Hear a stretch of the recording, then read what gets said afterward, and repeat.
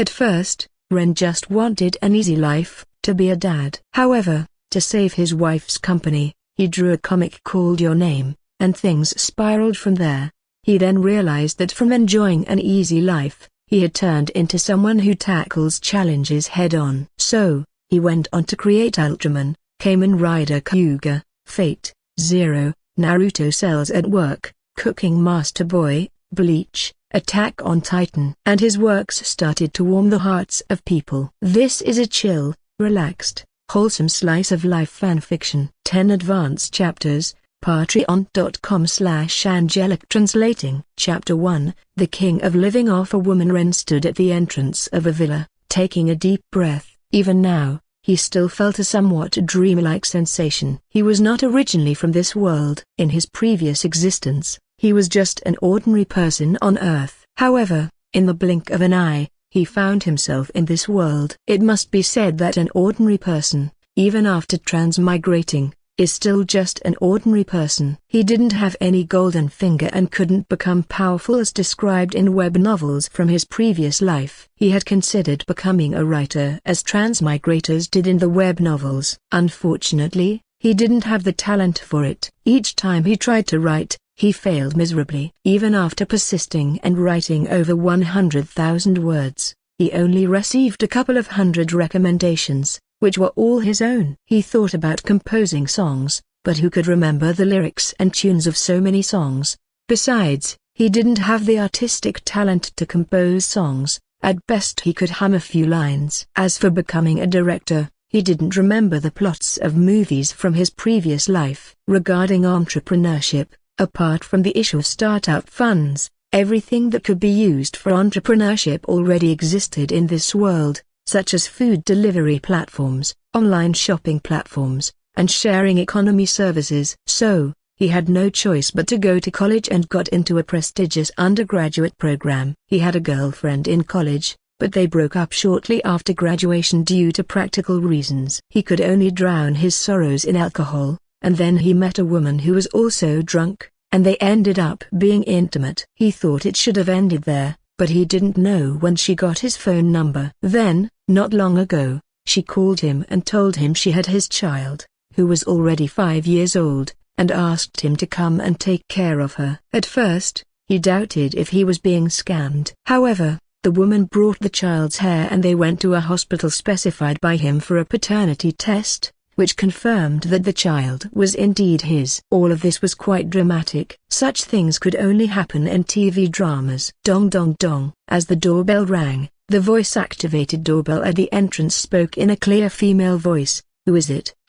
It's me, the one who just had the security guard call you." "Please wait." Hearing this voice, Ren suddenly recalled a night 6 years ago, and involuntarily covered his head. That night, he drank too much and felt nothing. Soon, the door opened. He saw a beautiful woman with her hair down, looking at him from head to toe. "Come in." With that, she walked into the house. Her long, fair legs were extremely beautiful, and she moved her buttocks so alluringly that Ren couldn't help but admire himself. How did he manage to score such a beauty back then? Truly lucky. After passing through the entrance, he arrived in the elegantly decorated living room. The furnishings were very luxurious. At least, Ren had only seen such decor in TV shows, both in his previous life and this one. Ren sat nervously on a sofa, looking at the woman. According to what he had learned a few days ago, her name was Jade, and she was about the same age as him.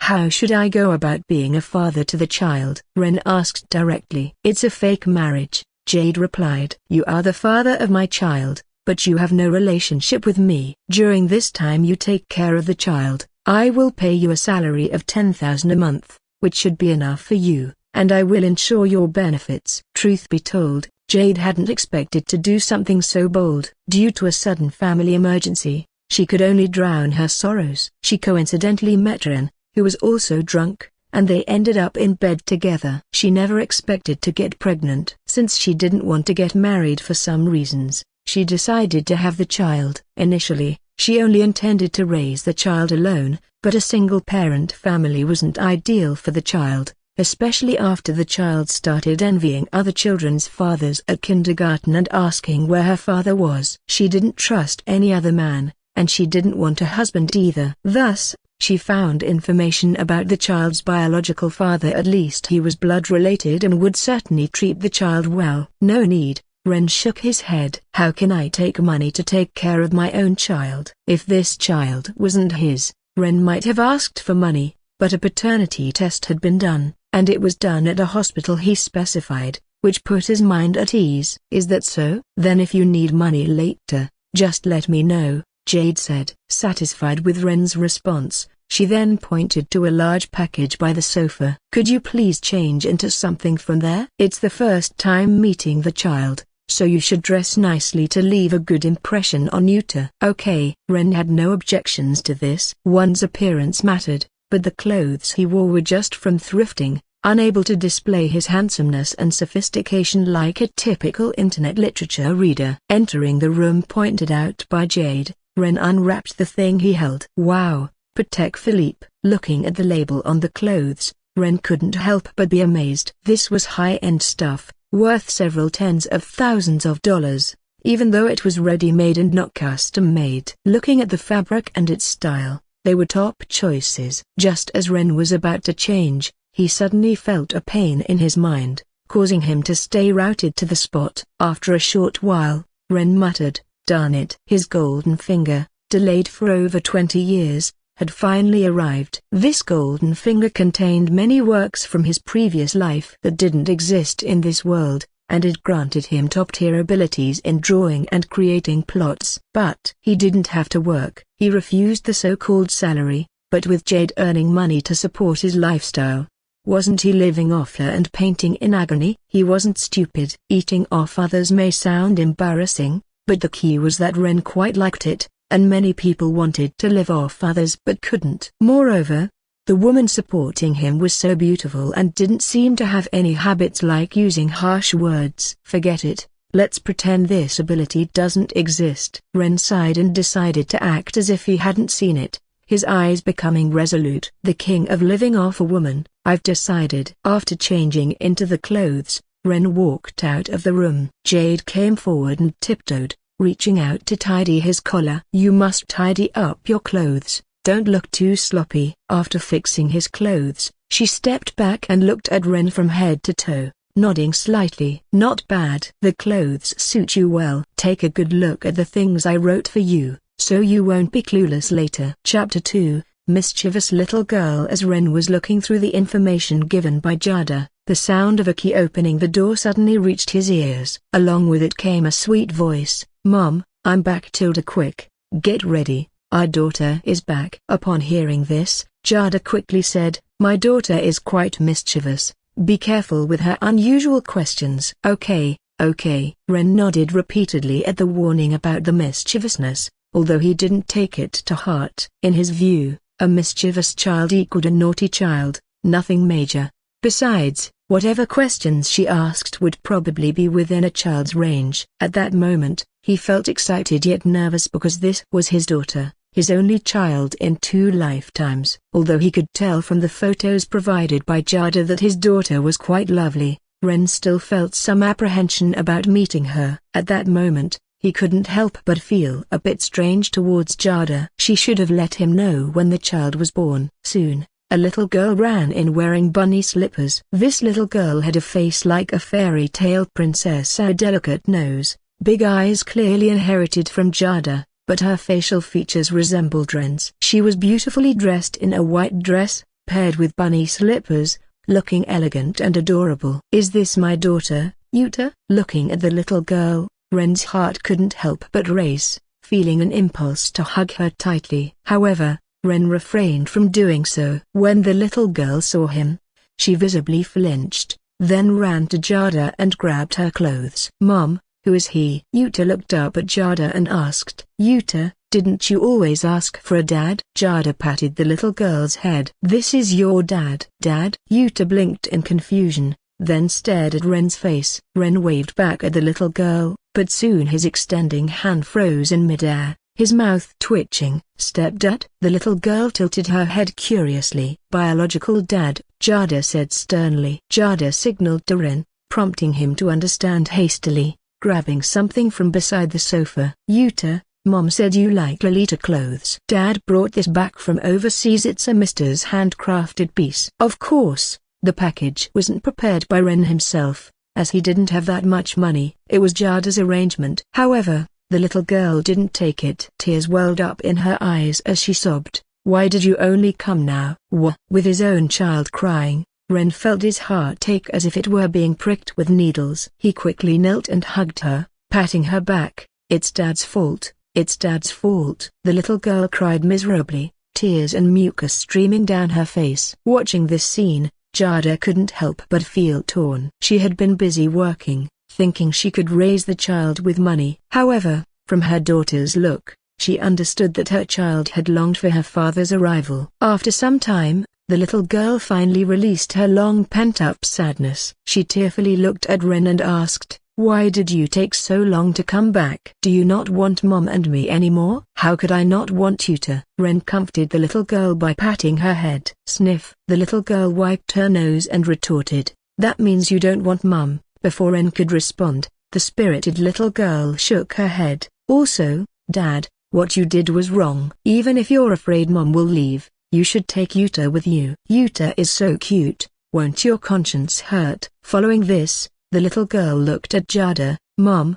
apologize to Dad." "You scared Dad away. You can't be so fierce. Sometimes even Yuta can't stand you." And with that, the little girl also displayed a helpless expression, spreading her hands in surrender. Seeing this, Jada's chest heaved noticeably. Why should she apologize? Was it easy to raise a child on her own while this person roamed freely outside? She had to endure pains of pregnancy for 10 months. Huff. She took a deep breath, reminding herself that this was for the child. Then, with gritted teeth, Jada reluctantly said, "I was wrong." It's fine," Ren said, feeling a bit intimidated by the other person's seemingly devouring look. He waved his hand and also apologized. "I'm sorry too. I shouldn't have left home." "You've worked hard all these years." The last sentence about worked hard was spoken sincerely. Even though Ren had never raised a child, he had some understanding of the difficulties. The fact that the other person was able to raise the child alone while working was not a simple matter. Jada, hearing this, felt uneasy and her previously stern face became somewhat uncomfortable. Then she nodded slightly. "All right." The girl's mood changed as quickly as the weather in June, still suitable even for a 5-year-old. Seeing both of them apologizing, Yuta happily smiled, and thinking of how nursery teachers handled quarreling children, she raised her little hand, grabbed Ren and Jada's hands, and put them together. "Since it's like this, you can't quarrel in the future." Of 3/4 a section O broken bar a tilde F. At that moment, Yuta's heart was cheering with joy. She couldn't wait for her dad to take her to school tomorrow. Chapter 3, Pikachu. One afternoon, little Yuta had been clinging to him. Jada couldn't help but feel guilty as she watched the little girl. From the smiles on the faces of both Yuta as she clung to Ren and when they played together, it was clear that having a father made her much happier. This made her heave a deep sigh. Indeed, children needed the presence of both parents. Without either one, a child's childhood wouldn't be as happy and complete. Ren was unaware of Jada's thoughts, as he was just playing with the little girl. It must be said that a child was a sign of a man's maturity. Even though he hadn't been spending time with Yuta, upon realizing that she was his own flesh and blood, Ren naturally and unhesitatingly stepped into the role of a father when he saw the little girl. It was a pity that there was no wife. Thinking of this, Ren glanced at Jada. She was very attractive, and from the brief time together earlier, it was apparent that this woman was quite nice. She was wealthy, and had a good personality. If he could pursue her successfully, that would be great. However, she said she didn't want to get married. Ren thought it over and decided to just go with the flow. At least now they had a child, giving them a common topic. Who knew? Maybe slowly she would come to appreciate him. The little girl didn't have so many elaborate thoughts, maybe because she was exhausted. She was currently sitting shoulder to shoulder with Ren on the sofa, her little feet dangling in midair. Suddenly, the little girl looked at Ren, her eyes widening in surprise. "Dad, why is your surname How while Mom and I have a different surname? All my classmates have the same surname as their dads." Jada fell silent at this. In the past, She had decided to have the child take her surname since she intended to raise her alone. And speaking of which, suddenly, Jada thought of something, so she glanced at Ren and then at Yuta beside her, deciding to wait until later that evening to bring it up with him. But for now, it was time to address the little girl's question. So Jada sat down beside Yuta, put her arm around her, and said gently, "That's because Mommy is more powerful than Daddy. If you don't believe me, ask your friends at daycare. Those who have the same surname as their dads have more money. In our family, Mommy is the one with more money." Upon hearing this, little Yuta's brain quickly processed the information, and then her eyes widened. That made sense. She often heard the kids at her daycare say that their dads were bosses and such, and they had the same surname as their dads. So she curiously looked Ren up and down, nodding occasionally, showing a look of understanding. This made Jada curious and she patted the little girl's head, asking, "What's wrong, Yuta?" "Staring at Dad the whole time." "So Dad is the freeloader I see on TV." "I saw it for the first time in real life." The little girl's eyes lit up as if she had spotted a rare beast. This made Ren's mouth twitch. "What's wrong with being a freeloader?" "Am I eating your rice?" Thinking of this, Ren suddenly paused. It seemed like he was indeed eating her rice. But then again, isn't it now his rice too? He was proud. Equality between men and women is now established. Who says a man can't live off a woman? However, being called a freeloader by his own daughter, Ren suddenly felt like a failure as a transmigrator. Glancing at the system, Ren thought it over and ultimately decided to continue being a deadbeat. However, he couldn't let his daughter continue with this tropic, otherwise, she might one day tell her friends, "My dad is a freeloader." Just thinking of this made Ren's head ache. Indeed, he needed to make the little girl forget about this matter. So he went into the room, took out some paper and a pen, and began to draw. The little girl, who had been chatting with Jada, quickly saw what Ren was doing. She dashed over to him, plonked her chubby chin on Ren's shoulder, and asked excitedly, "Dad, what are you doing?" Even Jada was curious and joined in looking, although, being a woman, she held a bit of a haughty air and didn't ask directly like the little girl. Ren gently patted the little girl's head and smiled, saying, "Daddy's drawing, sweetheart." "What are you drawing?" Lots and lots of adorable creatures. Daddy will teach you." "Wow, cute creatures. Are they like me?" The little girl eagerly looked on. Hurry, wait, you wants to see." Ren smiled and got straight to it. It must be said that the drawing skills provided by the system were top-notch. Despite Ren describing himself as unskilled, he was quite adept. With swift and steady strokes, in just a few lines, what he wanted to draw leapt onto the paper. Done. After Ren finished the drawing, he handed the paper to Yuta. "Wow, so cute," the little girl exclaimed with wide eyes upon seeing the drawing. Curious, Jada also leaned in to take a close look, finding it hard to peel her eyes away. It wasn't unattractive, it was actually quite charming. Yellow skin, 2 long, pointed ears, 2 red cheek spots, a tail resembling lightning against its yellow skin. It all looked remarkably coordinated. Moreover, for some reason, looking at this drawing,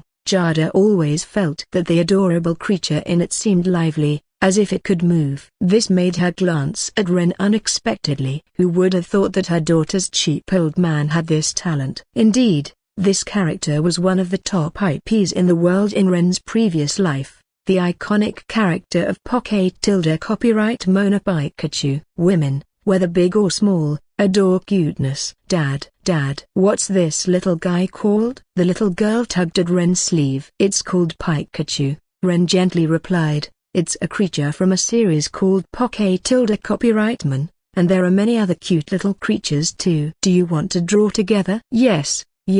Without hesitation, the little girl jumped off the sofa, much to Ren's surprise. She ran to her school bag, quickly pulled out a bunch of things, then sat beside Ren. "Let's draw together." "Okay." Ren nodded in satisfaction. Finally, they shifted the little one's attention from the freeloading tropic to here. The two, one big and one small, kept writing and drawing on the sofa. Ren's drawings were lovely, while Yuta's were a bit crooked. Despite that, the little girl remained happily engaged, her feet dangling in the air, swinging back and forth, reflecting her owner's extremely joyful mood. On the sidelines, Jada watched the father and daughter, a hint of a smile shining in her eyes. "This is good, Wei, you won't be bored at home." Chapter 4, Leaving at night. "You'll sleep here." Jada handed Ren a set of bedding from a closet and seriously said, "No talking in your sleep and no getting close to my bed. Although the child is both ours, we are not husband and wife." TCH. Ren inwardly rolled his eyes. It's like she's never seen a relative before. There'll be a negative impact anyway. Of course, Ren didn't say this out loud, busied himself preparing the bed. However, Jada still seemed uneasy and rummaged through things before handing Ren a belt that was originally used to tighten waistlines.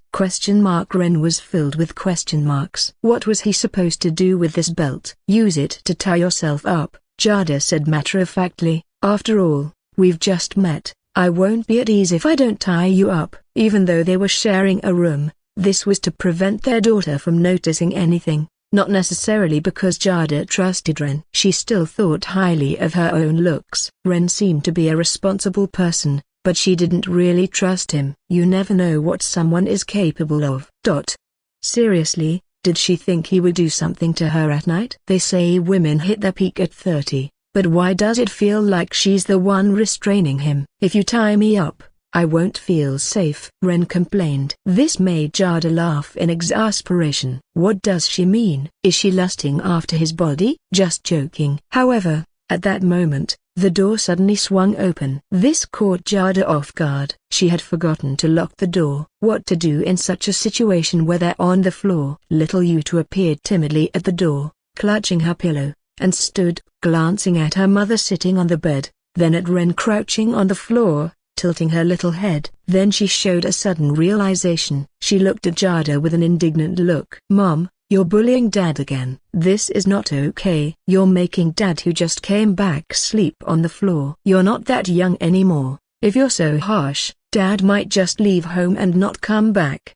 Look, what do you call a thoughtful little girl?" This is it. Looking at his daughter's demeanor, Ren couldn't help but show a hearty smile. On the other side, Jada's face turned pale. "What do you mean by being old and unwanted? I have a good figure and money. There's a lineup of people who want me from here to abroad." She probably would have scolded under normal circumstances. However, she wouldn't get angry at her daughter. Rather, she glanced at Ren, who was smiling, and coldly asked, "What are you laughing at?" Perhaps it was the intensity of the other's gaze. Ren shuddered and replied, "I remembered something happy." Then Ren quickly changed the subject, approached Yuta, squatted down, and pinched her nose. "Wei Yu, what are you doing in our room?" It's easy to divert the attention of children. It didn't take long for her to remember why she came here, and raised her little pillow, saying, "I want to sleep with Mom and Dad."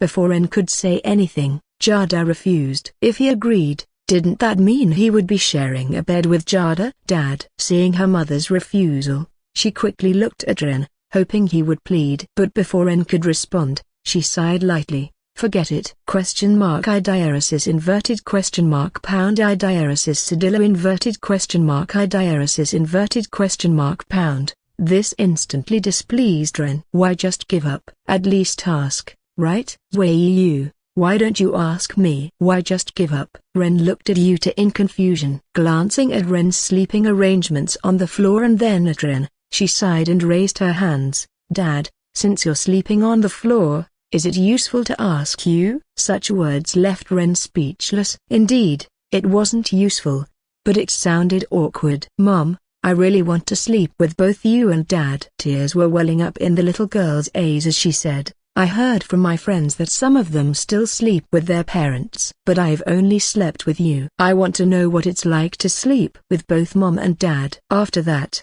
she lowered her head and poked at the ground with her fingers. However, her tearful eyes occasionally glanced at Jada. Seeing her daughter like this, Jada, thinking about how her daughter had been without a father since childhood, suddenly felt overwhelmed. So she took a deep breath and grit her teeth.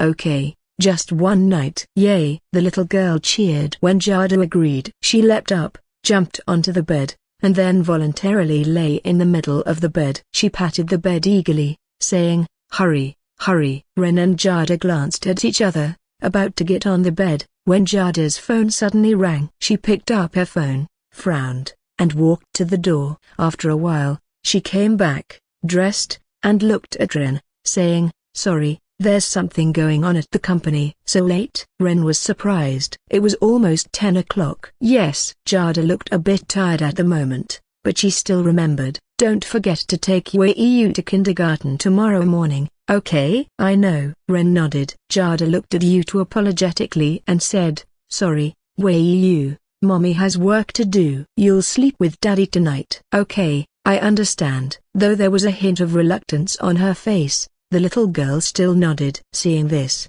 Jada walked out of the room, stood by the window, and Ren could see Jada's car slowly leaving. This made Ren couldn't help but feel emotional. He originally thought that being a boss meant no overtime, but here it was, late at night, and the boss still had to leave. It was really pitiful. In this society, everyone lived like dogs. Only regular people were stray dogs, while bosses and the like were domestic dogs. As he watched the other leave, Ren thought of the little girl. She finally wanted to sleep with her parents, but now it was not possible. The little one must be very disappointed. So, he turned around to comfort her. Before he could say anything, the little girl suddenly said, "Daddy, I'm sorry. Mommy has been like this all the time. She's really working hard." It seems like many uncles and aunties have left. In Yuta's eyes, if all the uncles and aunties left, Mommy would be alone, which would be very difficult and pitiful. "Okay, don't worry, Daddy's fine." Hearing the little girl's words, Ren was slightly stunned and then smiled, saying, "Let's go to sleep early, we have school tomorrow morning." Chapter 5. Waking up the next morning, Ren slowly opened his eyes. He glanced to his right and saw a small foot resting on his face. This initially surprised him, but he immediately realized that it was his own daughter's little foot. Moving his body to the left, Ren sat up slowly, trying not to wake the little girl. Seeing her changed sleeping position from vertical to horizontal, he shook his head involuntarily. Really, she can't even sleep properly. After that, he covered the air conditioner quilt over the little girl. Then, he walked towards the door. Not only was Jada not in bed, but she was also nowhere to be seen outside. At this moment, Ren realized that Jada probably didn't come back last night. This made him curious about what might have happened at Jada's company. However, since he was new and not familiar with the situation, and since Jada hadn't told him, it was clear she didn't want him to know. After washing his face, brushing his teeth, and changing clothes, Ren began to prepare breakfast for the little girl. It may not have been fancy, but it was at the level of an ordinary housewife. While Ren was preparing breakfast, the little girl woke up, and excitedly shouted, "Dad, my head can't come out." The little girl's head was stuck in a piece of clothing, wandering around the living room like a headless fly. Ren was worried that she might bump into the table, so he hurried over. "Really? Unbutton it first and then put it on." Ren began unbuttoning the little girl's shirt collar as she chuckled. Her head emerged from the clothing, and she happily scratched the back of her head and said, "It's because Dad's back, I'm so happy." "Go brush your teeth and then have breakfast." Ren patted her little head, watching her move away. Then when he heard sizzling sounds from the kitchen, he rushed over, saying, "Uh-oh." After a while, the little girl finished brushing her teeth and washing her face, and Ren had finished preparing breakfast. It was quite simply omelette, bread, and a glass of milk. The little girl approached the table, sniffed the air, and exclaimed, "Dad, you're amazing." Mom can't cook at all. This reminded her of the one time she ate her mom's cooking, which was even worse than bitter Gordon green peppers. Thinking of this, she wrinkled her nose and then looked at Ren, asking, "Dad, can I watch TV while eating?" "Sure." Ren nodded. Then the little girl cheered and ran to the TV, changed the channel, and soon the TV blared, "Magical girls, before my tentacle king, you will all be 30 by me. Watch the world be destroyed by my tentacle demon king." Mwahaha. Soon, the TV broadcasted these rather over-the-top lines. This was a well-known magical girl show in the world. It must be said that the world's manga industry was indeed quite developed. Many manga were not only adapted into anime but also into live-action TV series and movies. What's more, Unlike in his previous life, the adaptations did not ruin the original works. Some were even better received than the originals. If he had the system when he crossed over, who knew, he might have become a well-known manga artist by now. But alas, there were no ifs in life. Life ultimately turned him into a freeloader. Nevertheless, being a freeloader wasn't too bad. Ren enjoyed it. Breakfast was soon finished, and looking at the time, Ren prepared to take the little girl to school. Although he said take, it wasn't really necessary because the school had a bus service that picked up and dropped off children daily. According to Jada, simply dropping off the little girl at the school gate was sufficient. Ren called out to Yuta, who was still watching cartoons, "Wei-yu, it's time for school. Turn off the TV." "Okay." The little girl reluctantly got up from the sofa, turned off the TV, picked up her little backpack, and held Ren's hand as they walked out of the door. "Hey, isn't this Yuta?" "Who's next to her?" "It's my dad." Huh? "Yuta, who is this?" Chapter 6, Company Situation. Evening time. After the little girl had returned home from school and the meal was set on the table, her mother still hadn't come back. However, they didn't start eating at that moment. After all, the little girl wanted to wait for her mother to have dinner together. Ren looked at his eager little daughter, and said, "Why don't you eat first, Wei-yu?" No. Even though Yuta was hungry, she insisted on waiting for her mother to eat together. Seeing the determined little girl, Ren shook his head helplessly and took out some drawing materials, saying to Yuta, "Let's draw together, then." "Okay." So, the father and daughter sat on the sofa and started drawing. After some time, a knock came at the door. "I'm back." It was Jada's voice, but she sounded rather weary. "Mama." Upon hearing Jada's voice, the little girl dropped her paintbrush and ran to greet her, with Ren following closely. At that moment, Jada's tired appearance was evident, with faint dark circles around her eyes. "You look tired." "What happened at work?" Ren asked in a concerned tone. They didn't have a close relationship, but Jada was the mother of his child. "It's nothing." Jada seemed hesitant to discuss her work matters. She shook her head, then walked into the living room and was surprised to find several dishes on the table. "You haven't eaten." "We were waiting for you to join us," replied Ren with a smile. "Wei-yu also said she wanted to wait for you." "Did you make these?" After a brief silence, Jada asked. "Of course." Words of gratitude don't always require grand gestures. Good women are emotional and can be touched by the smallest gestures. Jada was currently in such a state. The company had recently faced a major crisis. Coming home to someone preparing dinner and waiting to eat together made Jada feel that this might truly be a family of three. Ren pulled out a chair and said, "Sit down, you've had a long day." "The food has cooled a bit,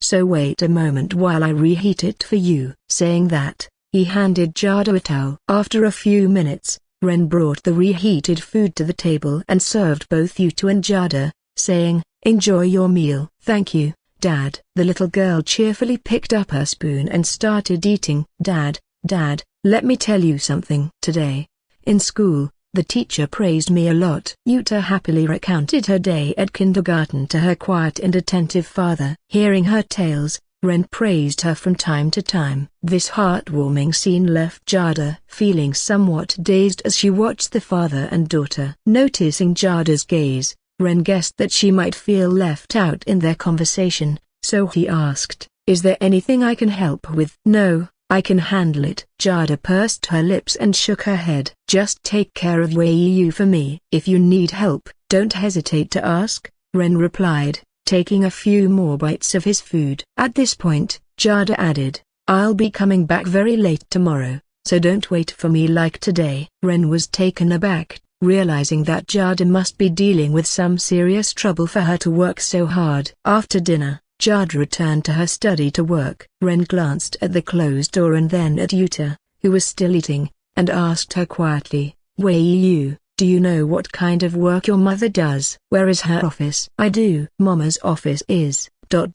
Next evening, 8 p.m. Pick a Comics Company. This company is one of the top comic companies in the country, alongside the 5 major comic companies. It once seemed poised to become the 6th major comic company. Unfortunately, due to a joint attack by the 5 major companies, this comic company's ambition was dashed. and now it had to obediently follow behind the 5 major companies. At the moment, Jada was sitting in her office, reviewing the reports brought in by her secretary. 10 minutes later, after giving her orders, the secretary left for home, leaving Jada to lean back in her chair, close her eyes, and let out a sigh. She felt utterly exhausted. Her company was facing another crisis after the failed attempt to challenge the 6 major companies. This time, it seemed that her company wouldn't be able to hold on much longer. A real estate company had entered the comics industry, poaching a large number of her editors and comic artists. The editors were okay to find replacements if needed. However, it was somewhat troublesome with the comic artists. They could find those whose works were featured in their magazine, but the quality wasn't as high as before,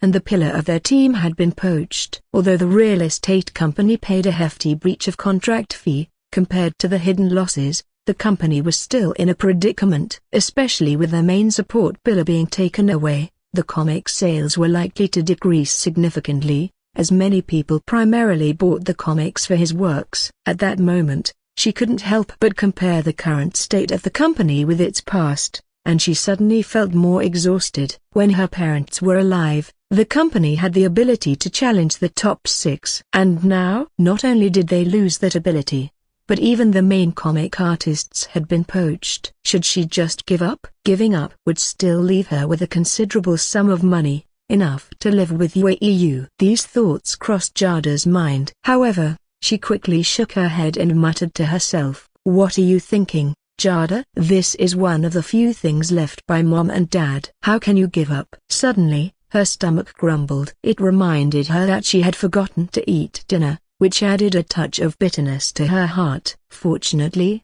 at least she didn't have to worry about her daughter. She decided to stay a bit longer at the office, trying to find more comic artists. With that in mind, she took out her phone to order some takeout. However, at that moment, a new message came in. Chapter 7, Comic Preparation. A notification sound from her phone prompted Jada to glance at it, revealing a message from Ren saying, "Come out." This sentence made Jada furrow her brows involuntarily. What did he mean by come out? Could it be that he sent the wrong message? But then, another text came. "I don't have an access card for your company's entrance, can't get in." He actually came to the company. Jada immediately sat up, and hurriedly ran to the company's door. Outside, Ren was holding hands with Yuta, smiling broadly when he saw her, showing his white teeth, and waving at her. In addition to this, Ren's other hand was carrying a white plastic bag. Seeing these two people, Jada's heart warmed. Women are emotional beings generally. When a compassionate woman is comforted and cared for during her lowest times, the person holds a significant place in her heart. At this moment, if this were a game, Jada's head would probably have shown a +1+1+1 of goodwill towards Ren, right? Overall, Ren's actions significantly increased Jada's fondness for him. She opened the company's entrance, intending to thank him, but at that moment, she couldn't bring herself to say it. "Mama, surprised or not?" "Unexpected, right?" Little Yuta rushed to hug Jada's strong thigh as soon as she opened the door. Jada patted her little head. Ren walked in slowly, a warm smile on his face. "I texted you before, you said you hadn't eaten, so I specially brought something for you." Jada looked at Ren and smiled. "Thank you." Then, Ren and the little girl entered Jada's office. The office was messy, with various books and drawing papers scattered around. The little girl listened to Ren and started reading comics in the office. Jada sat down, opened the plastic bag. It held sweet and sour pork ribs and vegetables, clearly homemade by Ren. Taking a spoon, Jada took a bite. Delicious. Honestly, the taste wasn't as good as the takeout she used to order, but for some reason, Jada found it delicious. The most delicious meals in the world are not from high-end ingredients or fancy recipes but unexpected care and warmth. At this moment, the warmth and care from Ren, coupled with the recent distress she faced, made Jada appreciate the taste of this meal. "If it's good, eat more." Ren chuckled.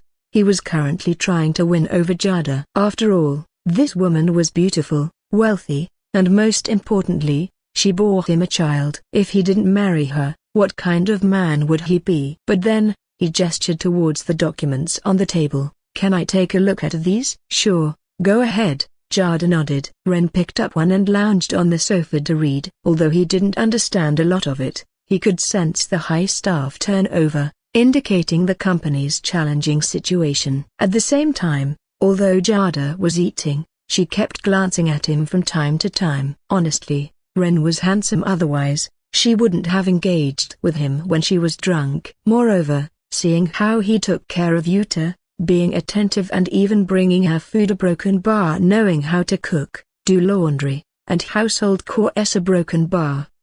He seemed like a good prospective husband. At that moment, Jada suddenly paused. Why was she having these thoughts? Was it because of the company's problems making her lose her spirit? Future marital issues would be more significant post-marriage, right? As she pondered, Ren raised his head and looked at her. "So, do you need comics now?" Agreeing with his words, Jada nodded. "Yes, I need comics and a comic artist." "Do you think I can do it?" Ren asked confidently. After all, his proudest achievement now was having a system, right? "You?" Jada glanced at him, examining his drawing style. She had seen it previously. It was cute, especially the Pikachu drawing. Being an illustrator might work, she thought. But as a comic artist, a broken bar, she wasn't so hopeful. Being a good comic artist depended not only on art style but mostly on storytelling, requiring imagination to develop plots. However, with a staff shortage currently, why not let Ren give it a try? It seems like Jada addressed Ren's doubts,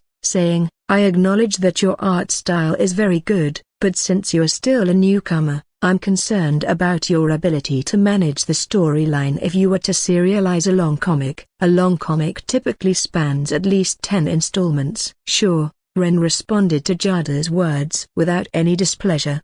Besides, he reviewed the system and found that the first 3 works included 2 short pieces, one of which was his most promising work. "Dad, do you want to draw comics?" Although the little girl was watching comics on the side, she was still interested in the conversation between Ren and Jada. "Yes." "Is it Pikachu and the others?" Her eyes lit up when the little girl asked this question. During this time, she loved drawing Copyrightman, especially Pikachu. The yellow cuteness charmed her completely. "No, it's not," Ren, unfortunately, shook his head. While Copyrightman was one of the biggest types in his previous life, it was first a game and then an animated series. In this world, without the game's advantages, Ren wasn't sure if he could succeed without the game's support. He couldn't waste his single free chance. After all, his only free opportunity couldn't be used recklessly. So even if he planned to work on Copyrightman, it would probably be after he had the intention to create a Copyrightman game. "Oh." The little girl appeared somewhat unhappy after hearing Ren's response. At that moment, Jada also stood up, tidied up the table, and picked up her handbag, saying, "Let's go, Wei Yu, I'll take you to KFC!" Like any child, she had a particular fondness for junk food. Upon hearing Jada's words, her eyes lit up, and the little girl, who was initially upset by Ren's words, immediately stood up and hugged Jada's thigh, saying, "Mom is the best." Chapter 8, Your Name. A few nights later, Ren was in the study preparing a comic. He was preparing to adapt a famous anime movie directed by Makoto Shinkai from his previous life. Mentioning Makoto Shinkai brings to mind 5 centimeters per second, The Garden of Words, and Weathering with You. However, even these may not be familiar to everyone, but his other major work, Your Name, should be known to more people. When Your Name is mentioned, many people might think of a particular scene, the male protagonist waking up in the female protagonist's body and shouting "Hey" every morning, then clearing his throat, covering up and realizing the mix-up. This anime film has left a deep impression on many people who are not necessarily fond of anime movies. It can even be said that it was one of the peaks in the anime movies that Ren couldn't miss in the years before his reincarnation. While it was already widely pirated before the domestic release, it still earned 75.02 million RMB on its first day. guaranteeing the top spot at the box office in the first weekend of December with over 200 million in ticket sales in the first week. It even became the first Abi movie in the mainland to have its release extended. This clearly demonstrates the terrifying aspect of this anime movie. So after seeing the 3 comics in the system, without hesitation, Ren decided to use this work as his debut piece. Of course, it wasn't only because of the huge success of this anime film. There was also the reason for Jada's weekly magazine. Most of the readers of Jada's Comic Company's magazine are women, so works with a sensitive and beautiful art style are eye-catching to these sensitive female readers. However, this work is, after all, an animated movie, and there is no concept of shooting and music in comics. Without background music and lively characters, it wouldn't achieve the same effect. After all, the music in the film prompted many people to spontaneously watch the anime. Therefore, Ren had to focus on the art style, striving to make every panel and shot as attractive as wallpaper to arouse the desire of many people to read this work. However, there were many things that needed modification because this work is ultimately an anime from the previous life. The system merely adapted the original work into a comic. Therefore, living habits and the names in the book remain as from the previous world. Although this world has a counterpart to the previous worlds are being known as Japan, it's still strange for a person from China to use some elements from Japan. So Ren changed the surnames to those of China, but the names mostly remain true to the original, such as Misuhu and Taki. As for the so-called mouth chew wine, Ren didn't change it, because like in his previous life, China still had mouth chew wine. Mouth chew wine is said to have been created by a woman in China. The original explanation was mastication, originating from a mother chewing rice to feed a baby, using the amylase in her saliva to help the baby digest and absorb. So Ren could depict mouth chew wine in the comic. But the most critical aspect was the female protagonist's background. In the anime, the female protagonist is a descendant of a Shinto shrine and performs shrine maiden dances. These are things found only in Japan. In China, most are temples and Taoist monasteries. Even if the female protagonist was from a temple or a Taoist monastery, how could she perform a shrine maiden dance? It's a bit tricky. Ren's fingers kept tapping on the desk. In his mind, he constantly pondered alternative methods, flipping through the internet. Suddenly, his fingers stopped. Right, Abi has shrines, but there are also numerous things in China. Ancient emperors from China would conduct sacrifices at suburban temples, and these sacrifices included dedicated dances. Thinking about this, Ren searched for these things and unexpectedly found them. Ancient emperors would make so-called suburban temple sacrifices, and these sacrifices would include dances. The dance was called the Six Dynasty Dance. Of course, it was not just a dance, it was also called Six Music, Six Dance. These were the dances used to sacrifice to the heavenly gods, Yunmen, earthly gods,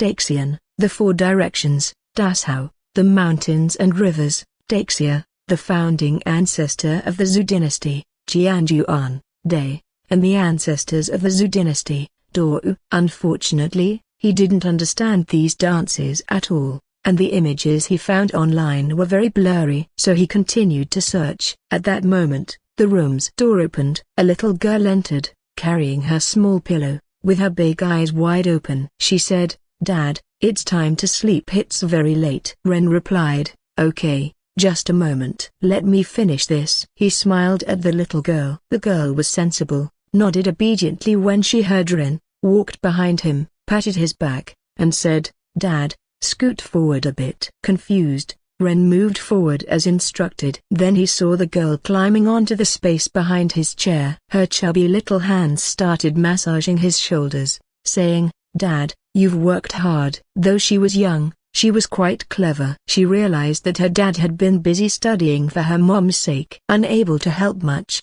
she could only massage his shoulders. "Is it comfortable, Dad?" the girl asked. Ren blissfully responded, "Of course, Wei Yu is so amazing." This sense of comfort wasn't due to the girl's massage after all. She was just a child, a little girl with limited strength. It was her thoughtful gesture that made him feel content. He used to hear that having kids would be headache-inducing, but looking at the caring little girl, Wasn't she heartwarming? Truly his own blood. He. Upon hearing Ren's praise, the little girl instinctively stood proudly, continuing to massage his shoulders. Ren relished his daughter's filial care while continuing his search. Suddenly, his fingers stopped. He found a place still promoting the etiquette of royal sacrifices from the Zhou dynasty. Moreover, it appeared to have a family of musicians dating back to ancient times, performing sacrifices periodically.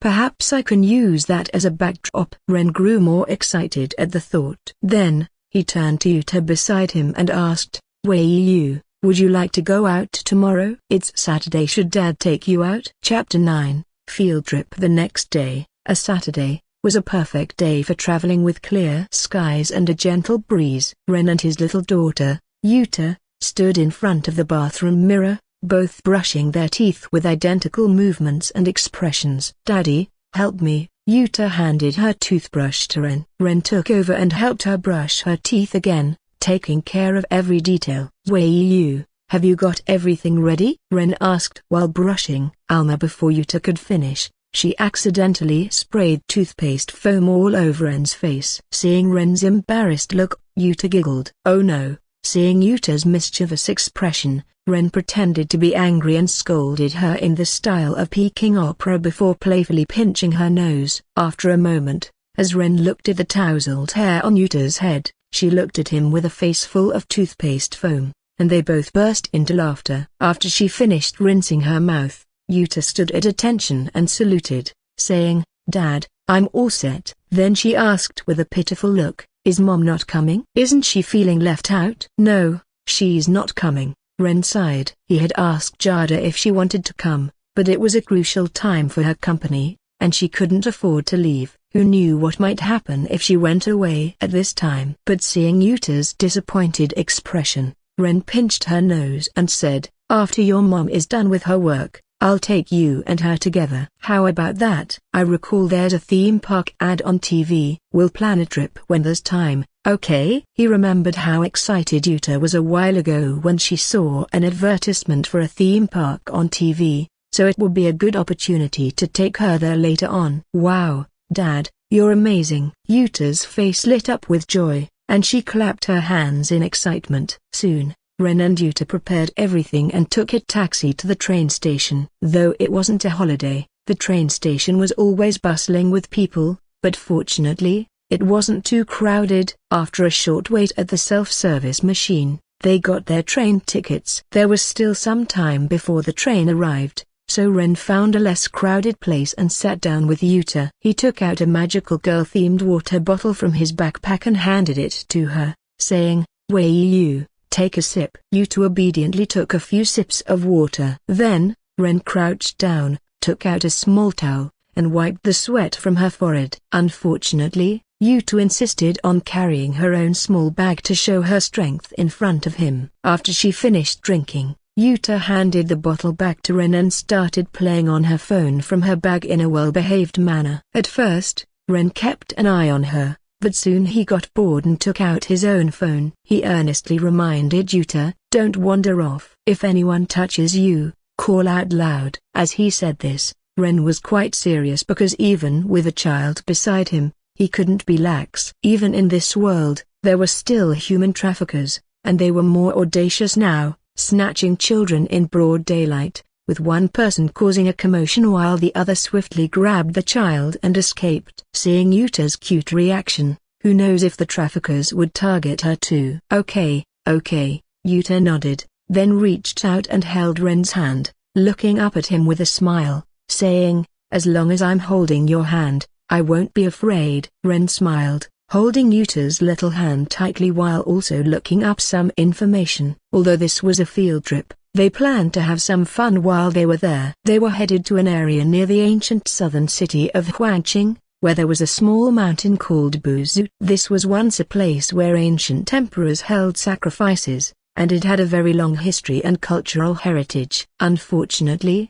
it had been ravaged by war in later years and lost its cultural significance. If not for the recent trend of searching for cultural artifacts and the like, Ren might not have known about the place. Because there, he would find some of the ritual music and court music he wanted to see. After about half an hour, The announcement for the train sounded.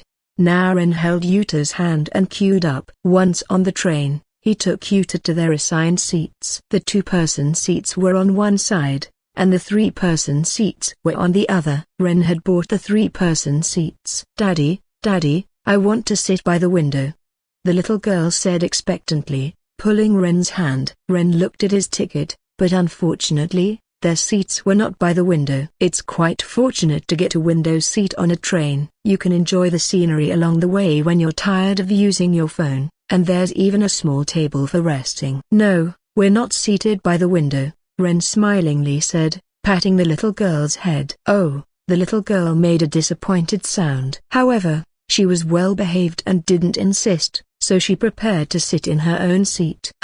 If you don't mind, I can switch with you," a voice suddenly came from beside Ren, startling him. He looked to his side and saw a tall, slim lady in a white shirt standing there with a suitcase. When she noticed Ren looking at her, she smiled and waved her ticket in front of him. "I'm the one with the window seat in your area." "Ah, thank you," Ren said graciously. Then he looked at his daughter. "Wei Yu, say thank you to the lady." "Thank you, sis." The little girl looked at the kind lady with her cute big eyes and smiled. "No problem." The kind lady's eyes formed the crescent moon shape when she smiled. Seeing the lady's luggage, Ren quickly offered to help. "Let me take that for you." After all, the lady had just helped them, and he couldn't let her struggle with her luggage. "Thank you." The girl thanked Ren with a smile. "It's nothing." Chapter 10, Fate. During the journey, Ren's little daughter chatted with the girl who gave up her seat. The girl seemed to enjoy children and amused the little girl, making her giggle. She also offered some snacks to the little girl. However, being a child, the little girl had stayed up late the previous night due to the upcoming trip. After chatting for a while, she got visibly drowsy, with her eyes struggling to stay open and her head nodding. Eventually, she leaned on Ren's shoulder and started snoring. "Thank you for chatting with my child for so long," Ren thanked the girl with a smile. "No problem, I love kids," the girl replied. "She's adorable." "Yes, I think so too," Ren said, visibly happier upon hearing the girl's praise for his child. "Where is Wei Yu's mum?" the girl asked, initiating a conversation with Ren. The girl seemed talkative and soon they were engrossed in conversation. "She's at work," Ren casually replied. Afterward, they chatted about various topics. Considering the long journey, having someone to talk to was much better than simply staring at their phones. The girl was cheerful, and Ren had experiences from 2 lifetimes, so there was no dull moment between them. Their conversation remained casual, and they didn't delve into each other's professions. However, Ren did learn that the girl's name was Xena. Time passed, and the train's announcement woke up the snoring little girl leaning on Ren's shoulder. "Wei Yu, wake up, we've reached the station," Ren softly said. The little girl mumbled in a daze, not waking up. Instead, she nestled her head nearer to him. Ren sighed and lifted the little girl onto his back. "Where are you going next?" Ren asked Xena courteously. "I'm heading home," Xena replied with a smile. "Wishing you a pleasant stay here." From their previous conversation, Xena knew that Ren and his daughter were here for sightseeing. "Thanks." Subsequently, the two arrived at the door and went their separate ways, each boarding a different taxi. Notwithstanding, Mount Bazut, located in the south of Huangqing, was not too far from Ren's current location. It was just 2 stops away by public bus. Ren and his little daughter walked side by side, navigating the stone steps up the hill. "Dad, hold my hand." The request from his daughter confused Ren, who looked down to see her small face. "Dad, take your hand out of your pocket. If you don't, you might get lost." "So, we should hold hands." Okay.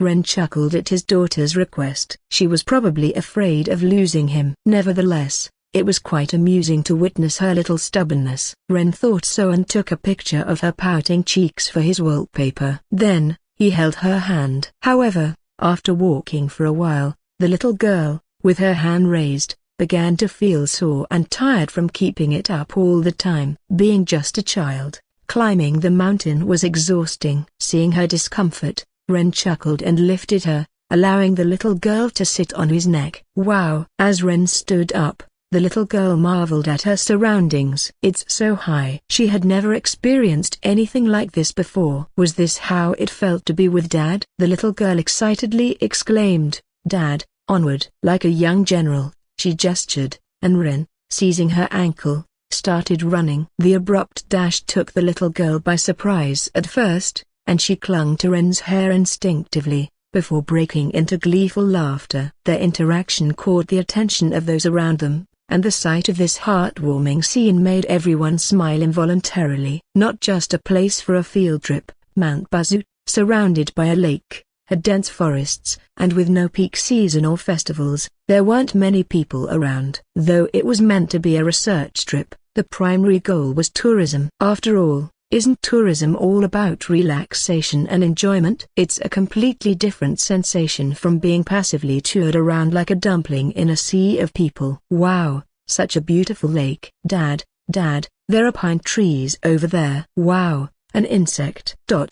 The cars down there are as small as matchboxes. While sitting on Ren's shoulder, the little girl shared everything she saw with great enthusiasm and excitement. She still felt a hint of regret because she had seen in some TV dramas that dads and moms held their children's hands together. She wished she could experience that too. However, being sensible, she didn't express this feeling because her dad had promised her that they would go to the amusement park with her mom as soon as she was free from work. Soon, Ren and his little daughter arrived at the mountaintop. The summit was vast. Legend had it that this mountain, Mount Bazu, was once the sky-reaching Mount Bazu but was later struck by a water god, leading to its current form. Therefore, the width of the mountain supporting the heavens must have been substantial. In the middle stood the Bazu altar, with its walls facing the south and arching towards the north, symbolizing the unity of heaven and earth. It was surrounded by various temple buildings. It was said that the worship ceremonies began at this altar,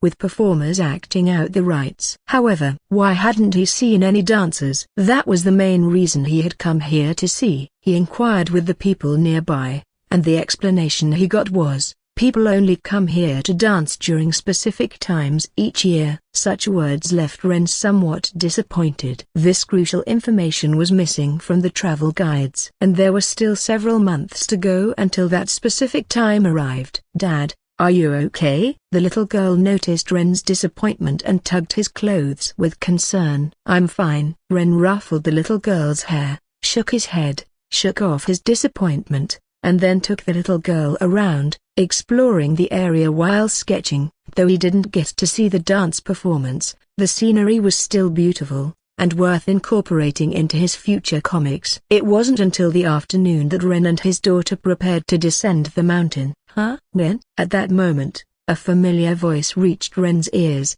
leaving him momentarily stunned. He saw Xena, whom he had met on the train, looking at him with surprise. Sister. The little girl rushed towards Xena as soon as she saw her. Are you here for sightseeing too? Ren smiled. What a coincidence. No, this is my home, Xena replied, shaking her head.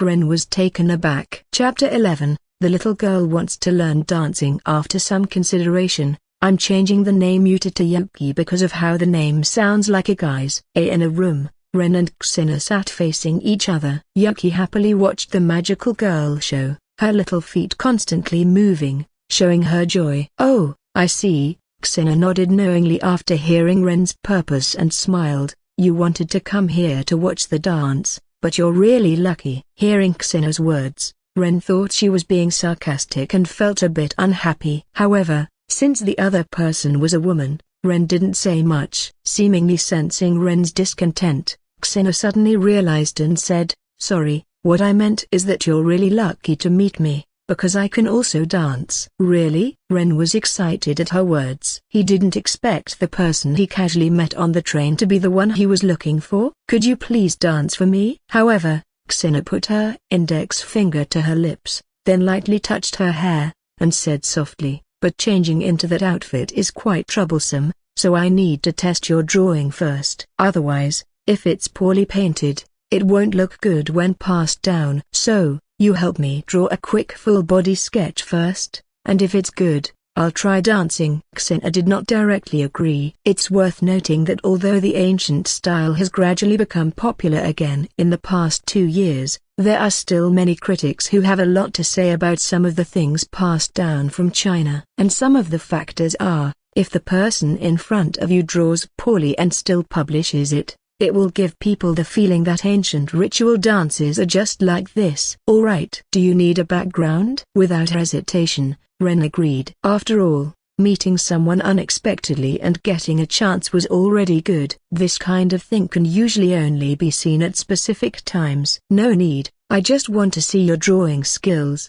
Xena said. "Okay." Ren took out his brush and started drawing. With a flick of his wrist, the brush in his hand was fast and steady, and his movements were natural. Xena sat there, chin in hand, watching Ren. Honestly, besides the fact that they had chatted for a while on the train, the confidence that Ren showed in drawing made Xena find him quite charming. Now, nearing 30, she still looked like she was in her mid-20s, but her family had already started pushing her to get married. It's a pity that the other party already had a wife and even children, otherwise, she could have asked for a contact to chat with him. "Xena, come and take a look." Ren quickly finished the drawing and handed it to Xena. The little girl had already noticed that her dad was drawing for someone, so she leaned over and looked at it, calling out, "Daddy, how come you've never drawn for Wei?" The little girl was jealous her dad was too bad. Then she burrowed into Ren's arms and pummeled his chest with her little fists,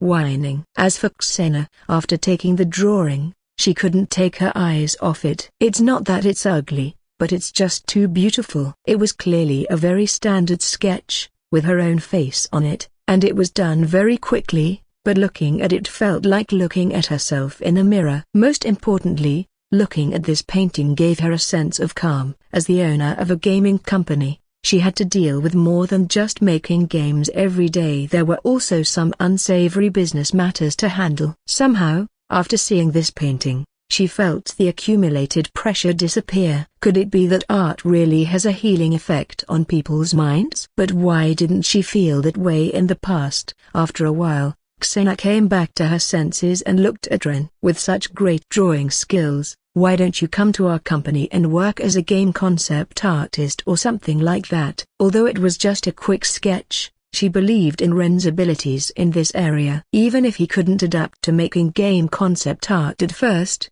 with such talent, he could quickly adapt after a period of learning.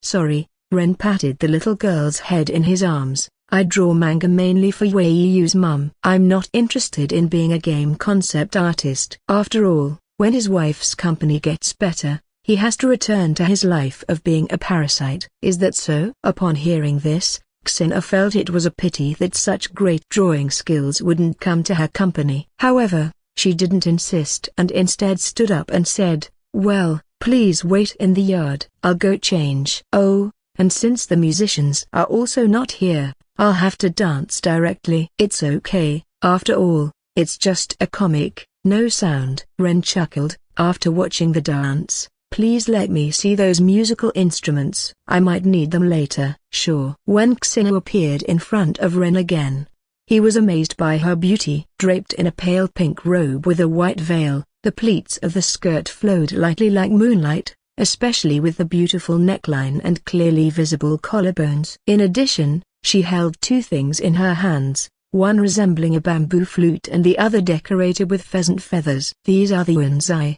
Xena explained. "I will be performing a civil dance, representing the abdication of power, whereas in martial dance, one hand holds a shield and the other holds an axe, symbolizing the seizure of power by force." Upon hearing her explanation, Ren envisioned the image of the lady holding the shield and axe, which he found quite powerful. Soon, Xena began to dance, at times lifting her wrist and lowering her brows, and at other times, performing graceful and elegant movements. If the ancient dance sequences seen on television in the past were mostly lively, Xena's dance was solemn. It's not surprising, as it was an ancient dance for ancestral worship and heavenly offerings. If it were any livelier, it would have given the feeling of celebrating someone's life on a funeral day. "Wow, sister, you're so amazing." Ren was somewhat reserved, but the little girl had no reservations at all. She kept clapping on the side, breaking the solemn atmosphere. When Xena stopped, the little girl rushed up and, holding onto Xena's clothes, with her large eyes wide open, said, "Big sister, can I be like you in the future? I want to learn to dance too." Chapter 12. Your Name revealed the idea of learning dance mentioned by the little girl was not taken to heart by Ren. After all, children are always changing their minds from one day to the next. Even if the little girl is sensible, it is unavoidable. Maybe today she sees Xena dancing beautifully and wants to learn, but tomorrow if she sees him drawing manga well, she might switch to learning manga instead. After watching Xena's dance, she led Ren to the warehouse to see the musical instruments. Sturdy and solid, with a gentle tap by Ren, a clear sound echoed. The intricate patterns on them exuded a strong historical atmosphere. After viewing and drawing these items, Ren spent the rest of the time wandering around Mount Buzu under Xena's guidance. The sky was filled with fluffy clouds, the roadside trees lush and green, and birds constantly singing in the air. It's no wonder why so many people enjoy traveling. Such feelings make one feel relaxed. Of course, the main highlight was his little daughter, chatting along the way, occasionally doing silly things, amusing both Ren and Xena. It was only Sunday afternoon when Ren and the little one finally returned home. Before leaving, Ren asked Xena for her contact information. Of course, this was not because he was interested in her. Although there was no relationship between Jada and himself for the time being, with the only connection being their daughter, unless Jada explicitly rejected him, he would not seek other partners and focus on winning her over. Exhaling as she drove into her garage, Jada slowly sighed. These days haven't been easy for her company. Recent staff losses due to poaching had been challenging despite hiring many new manga artists during this time. However, artists of the quality that could produce weekly magazine-worthy content were scarce, resulting in maintaining the company's manga quantity but lacking high-quality output. Even in the manga industry, there's the concept of brand effect. When you mention Shueisha, many people think of One Piece, Naruto, and Dragon Ball, associating them with Weekly Shonen Jump. But what if these pillar mangas were gone? This would undoubtedly impact a manga magazine's influence. Upon arriving home, she saw Ren putting down his slippers and smiling, saying, "Welcome back. I'll get the hot food for you." Thank you. Jada had gotten used to being greeted by an adult male when returning home. Just a few steps in, Jada stopped abruptly as the little girl shouted "Mom" and rushed over,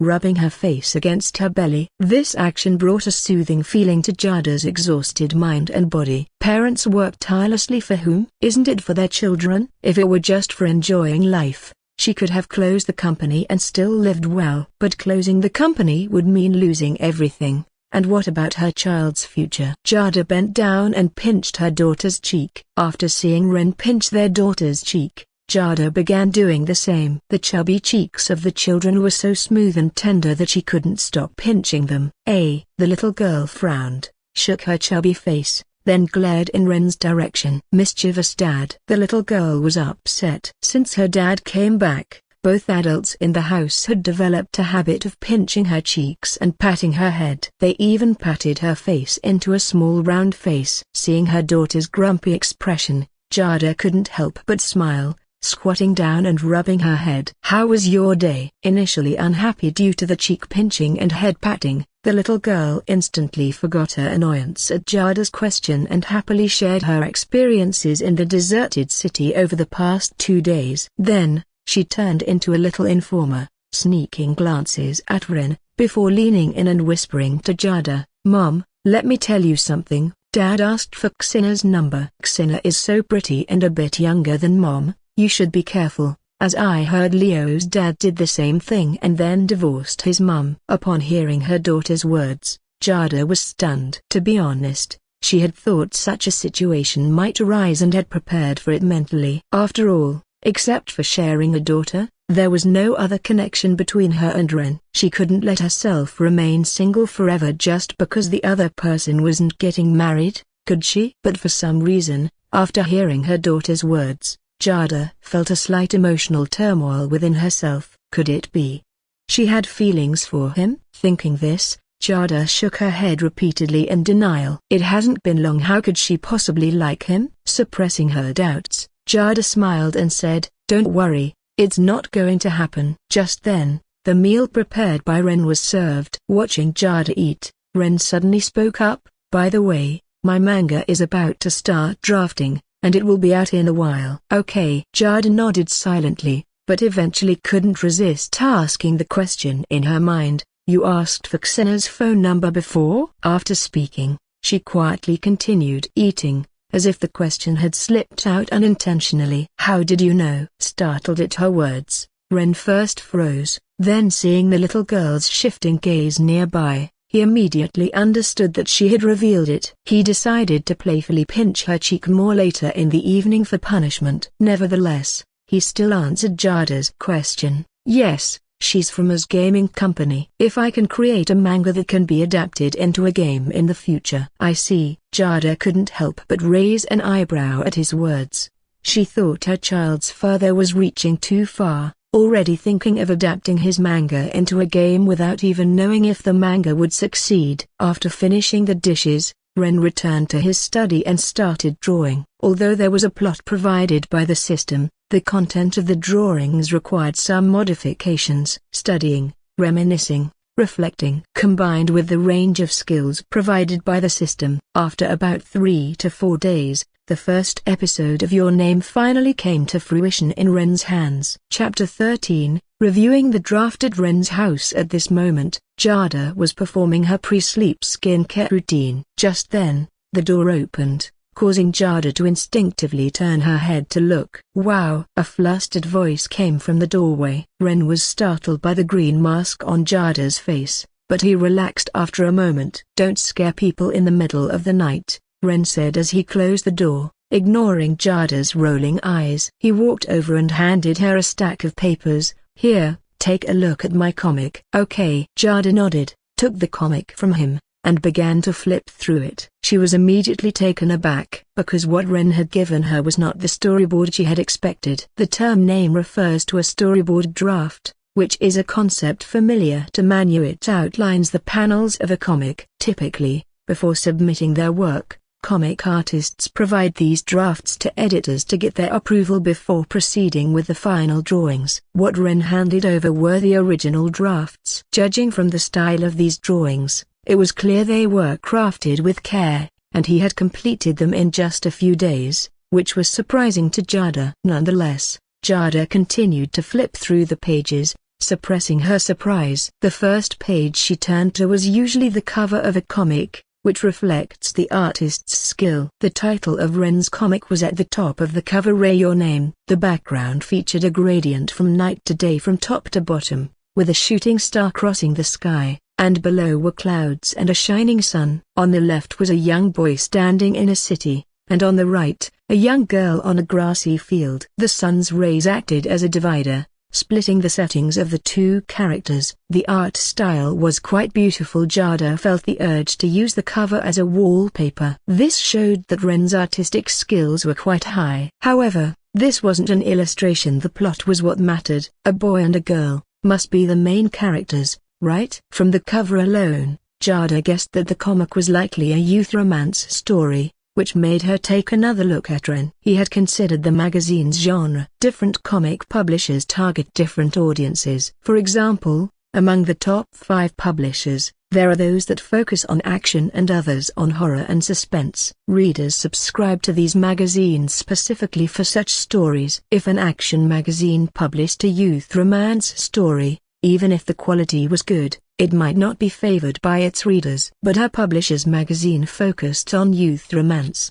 heartwarming, and healing types of comics, mostly attracting female readers, and Ren's comic clearly matched their audience. Thinking this, Jada turned the page and began to formally review the plot. "Taki, Taki, do you not remember me?" On a subway, as the doors opened, a puzzled boy looked across to a girl who untied her hair ribbon and, with a sad face, threw it toward the boy. And she revealed her name. "My name is Misuha." The ribbon fluttered in the wind and was eventually caught by the boy's hand. Childhood friends who separated when they were young and met again on a subway when grown up, but the male protagonist doesn't recognize her. Eventually, through the girl's efforts, they meet again. Looking at the opening scene and combining it with the title Your Name, Jada made a guess and nodded internally. This start seemed decent. The current market trend featured stories where the male lead encounters the female lead and a series of events unfold, similar to the plot of Ren's comic. However,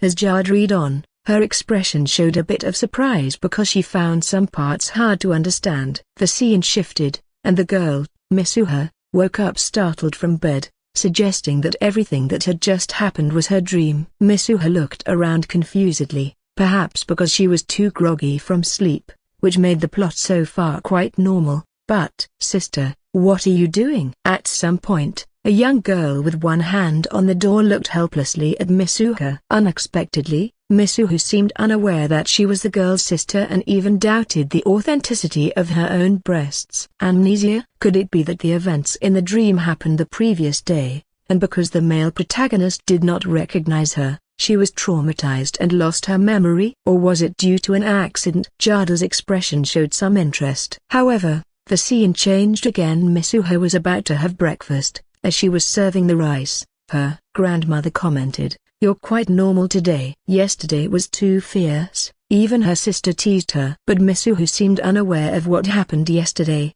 and as she continued to ask her grandmother and sister what had occurred, the television news suddenly broadcast a reporter. It mentioned a comet that visits once every 1,200 years, due to arrive in a month. The comet was a key point. Jada guessed this because there were two comets on the cover, and this particular frame emphasized it. Nevertheless, she continued reading. In the following scenes, even her classmates were curious about the difference between Misuha today and yesterday, even suggesting she undergo an exorcism. However, these comments only made Misuha feel even more perplexed. In the classroom, Misuha's classroom notes suddenly had a line of text, "Who are you?" Soon, the same question appeared on the blackboard, and the teacher even discussed the origins of the words dusk and twilight, saying that one might encounter non-human entities at those times. This made Jada frown. Adding mysterious and supernatural elements to a youth romance story? Or was it inherently a mystery and supernatural comic? But she didn't say much and continued reading. Chapter 14. Sorted. The following scene detailed the family background of the character Misuha. Her family has been a lineage of ancient musicians, still upholding the ancient customs of ritual offerings. The scene showed Misuha dancing in ancient attire. Although it was just a comic, Jada felt as though she could see Misuha's black hair fluttering like a delicate butterfly, dancing beautifully to the accompaniment of ancient music. So beautiful a broken bar Jada couldn't help but admire inwardly. Of course, the dance was not the key point. What truly dazzled Jada was the clothing Misuha wore. She even felt a desire to own one. It was more than just a desire. Jada even turned to Ren, slightly embarrassed, and asked, "Ren, could you do me a favor?" "What is it?" "Could you draw a picture of this dress for me? Ideally, a front, back, and side view," Jada said, flipping her hair beside her ear. "I want to have one made." "No problem," Ren nodded in response. After all, it was just a few minutes' work for him. However, he hadn't expected that Jada would fall for this dress too. Seeing Ren agree, Jada smiled, thanked him, and then continued reading. When she saw the so-called kakikomaizig, her face showed a look of disgust, and she turned to Ren, saying instinctively, "That's disgusting." Ren felt indignant. "What's disgusting about it?" "Kakikomaizig really exists. I didn't make it up." One second she was thanking him, and the next she was calling him disgusting. "Ah, women. Even if it does exist, only if you would know about it," Jada said disdainfully, "and you know about it, which means you must have thought about it, right?" "Hey," Ren scoffed, "what's so disgusting about that?" "A few years ago, we probably drank each other's saliva when we drank alcohol together. That could be considered kakikomaizig too, right? Plus, the two of us even." Ren didn't finish his sentence,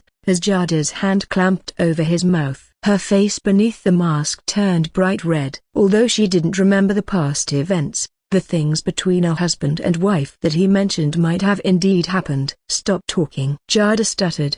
"Be careful, Wei, you might hear." Ren immediately shut up. That little girl liked to wander in and out of this room. If they locked the door, she would cry outside. They really couldn't speak carelessly at home, even if the little girl might not understand.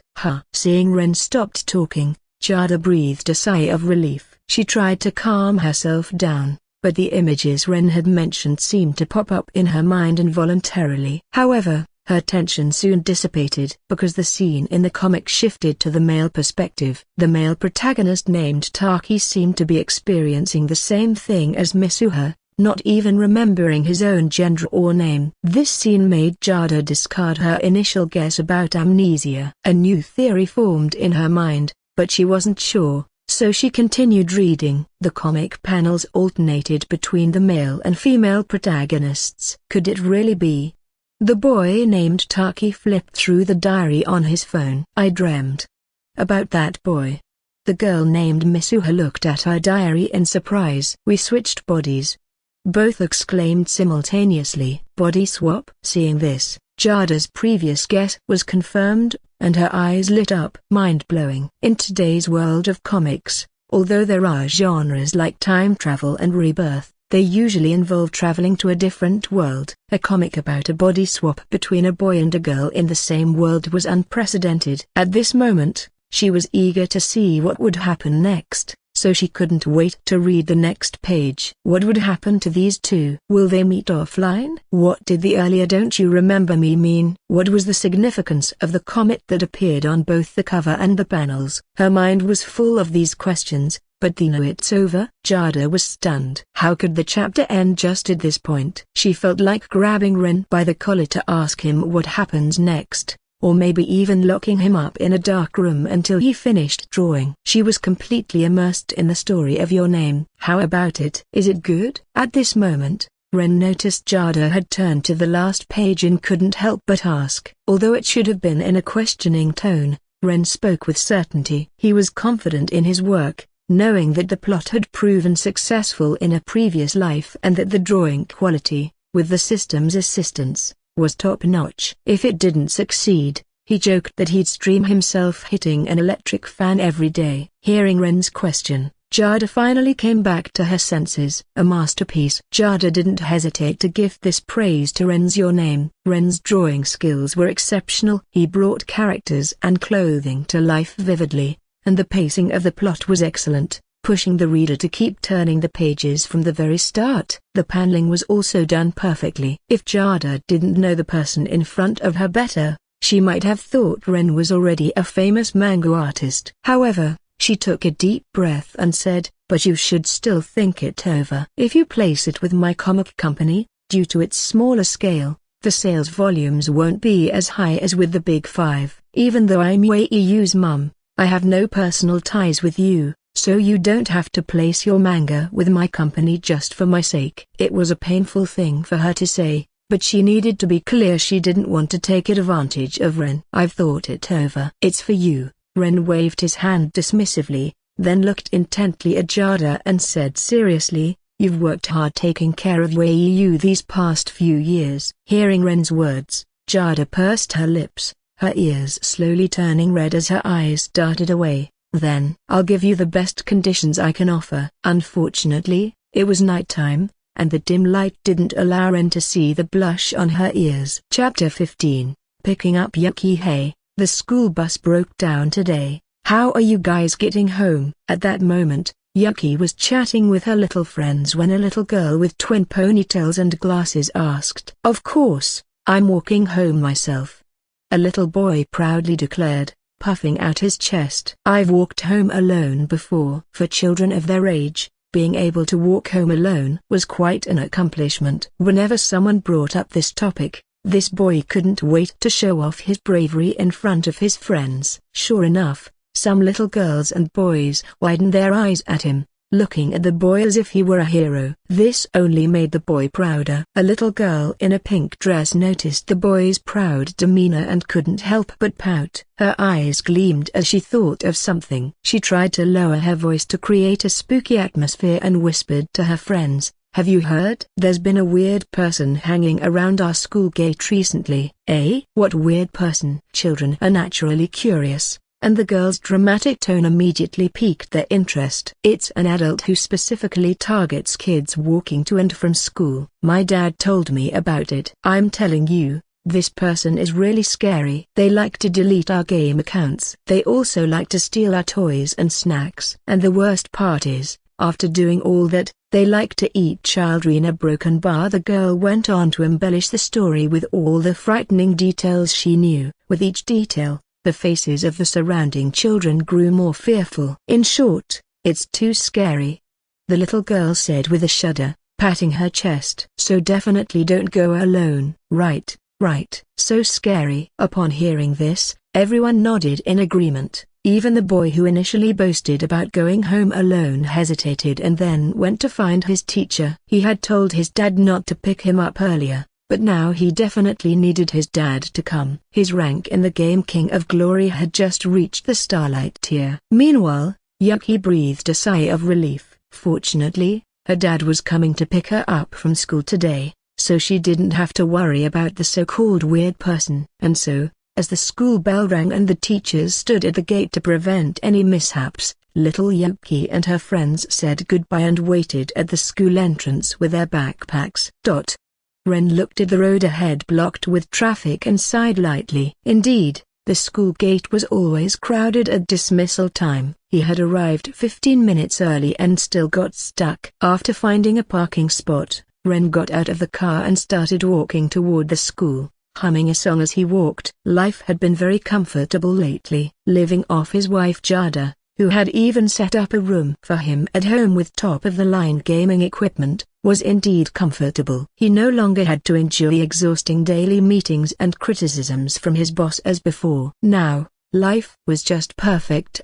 Being a house husband was great. As he approached the school gate, he suddenly stopped. He spotted the little girl with a magical girl backpack, looking around as if searching for someone. He decided to give her a little scare. Lately, the girl had been getting too cheeky, jumping directly from the bed onto his stomach early in the morning, nearly crushing his kidneys. So, he began to sneak around to the back. At that moment, the girl's homeroom teacher, Miss Liu Xu, noticed a sneaky figure and was about to scold him when she saw him gesture for silence. Recognizing him as Yuki's father, she covered her mouth and chuckled, nodding at Ren. She found this parent quite amusing. Seeing Miss Liu Xu didn't expose him, Ren nodded in thanks and continued to sneak up on the little girl.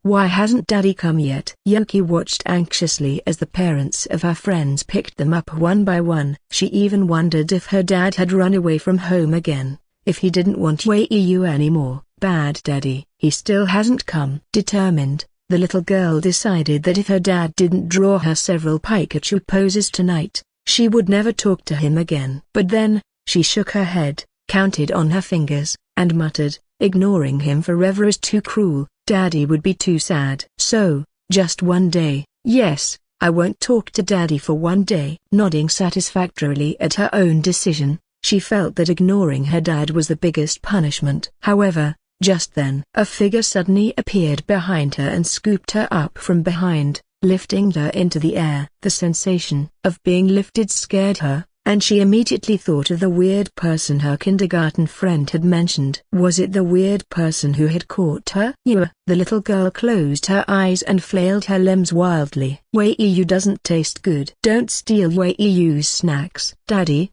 come save Wei Yu. Her loud cries immediately attracted the attention of the surrounding people, who looked on disapprovingly. If not for noticing that the teacher did not intervene, they might have mistaken Ren for a kidnapper and beaten him up. Embarrassed for a moment, Ren put the little girl down. Wei Yu, it's me. Hearing the familiar voice, the little girl instinctively opened her eyes and looked around confusedly. Daddy, you came to save Wei Yu? Did you drive the weird person away? Although Ren didn't understand what she meant by weird person, he played along, patting his chest. Of course, Daddy Humph punched and kicked the weird person away. Wow! Yuki's eyes lit up. No wonder he was her daddy. He was so awesome. Basking in his daughter's admiring gaze, Ren grew even prouder, forgetting that he had just frightened her. However, just as Ren was enjoying his daughter's admiration, an ill-timed voice rang out. Silly way you. It was your daddy who just scared you. Hey, who was ruining his moment? This voice made Ren instinctively look around, only to see a little girl in a pink dress looking at him with disdain, as if she was scolding him for being a childish trickster. Chapter 16, New Issue Sales. At this moment, little Yuki was sitting in the back seat of the car. I diaresis inverted question mark pound I diaresis 1/2 Z I diaresis inverted question mark pound hash. With her arms crossed over her chest and her lips pouted, she displayed a clear expression of anger.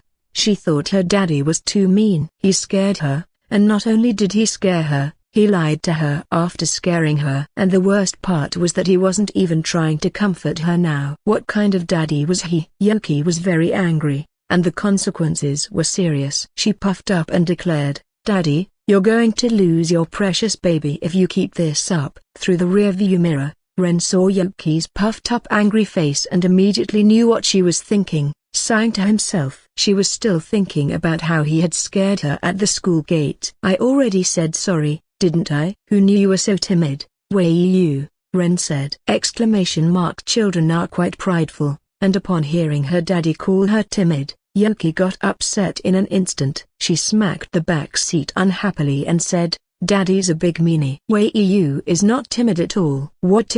As she spoke, her eyes began to turn red, and she put her little hands over her eyes, looking like she was about to cry any second. Seeing this, Ren couldn't stand it. He was a man who couldn't bear to see his own child cry, so he quickly spoke up, Sorry, Daddy was wrong. I'll make you Daddy's special dish soon." "Really?" As soon as Ren's words fell, the little girl who looked like she was about to cry lowered her hands, her face brightening with surprise and no sign of tears at all.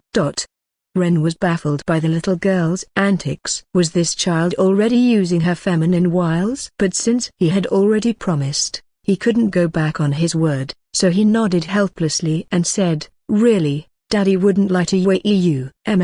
Yuki, satisfied with the response, nodded her head and then sat back, swinging her little feet and humming the theme song of Magical Girl. However, as the car passed by a bookstore, he suddenly stopped. If he remembered correctly, today was the day his wife's company released their new comic issue. Why not buy one and see how the sales are going? Thinking this, Ren turned to Yuki and said, "Wei Yu, let's get out and buy a comic from Mommy's company." Oh, the little girl, buoyed by the promise from Ren, readily agreed. They headed to the bookstore together. Once there, Ren made a beeline for the comics section. At this large bookstore's comic area, Picker Comics seemed to have not sold many copies, while the neighboring comics had sold more than half. Can it be? Ren felt a pang of anxiety. Just then, he heard footsteps and turned to see a group of high school girls approaching the comics section. A light bulb went off in Ren's mind, and he leaned down to whisper in Yuki's ear. "Wow!" Yuki's eyes lit up immediately, nodding eagerly, Yes.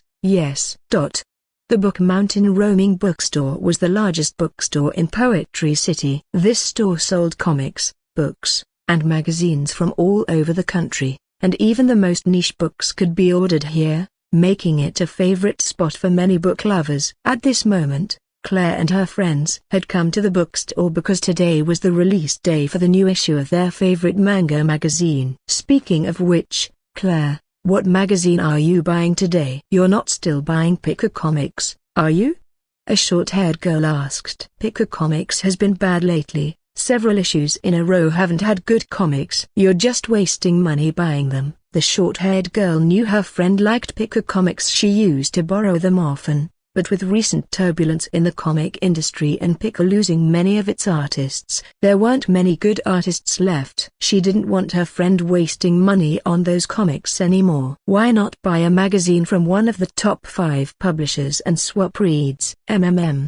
Not buying anymore. Claire nodded silently. Honestly, she had been a loyal reader of Picker Comics, buying every issue. She liked the comics because of their fluid style and beautiful artwork. Especially the series by the artist who couldn't sing on tune. It was particularly soothing to read. Unfortunately, since the top artists had been poached, she had initially held hopes of seeing good comics, but several issues had passed without a standout comic. While they weren't unreadable, without compelling content. Buying them felt a bit dull. Daddy, this comic is so fun. Just then, a sweet child's voice reached Claire's ears, causing her to instinctively look in the direction of the sound. She saw a father and daughter approaching from the comic area. The cute little girl, holding her father's hand and looking up at him as they walked, continued to talk excitedly. And the drawings are so pretty. Yeah. The father was also smiling happily, flipping through a comic book in his hand.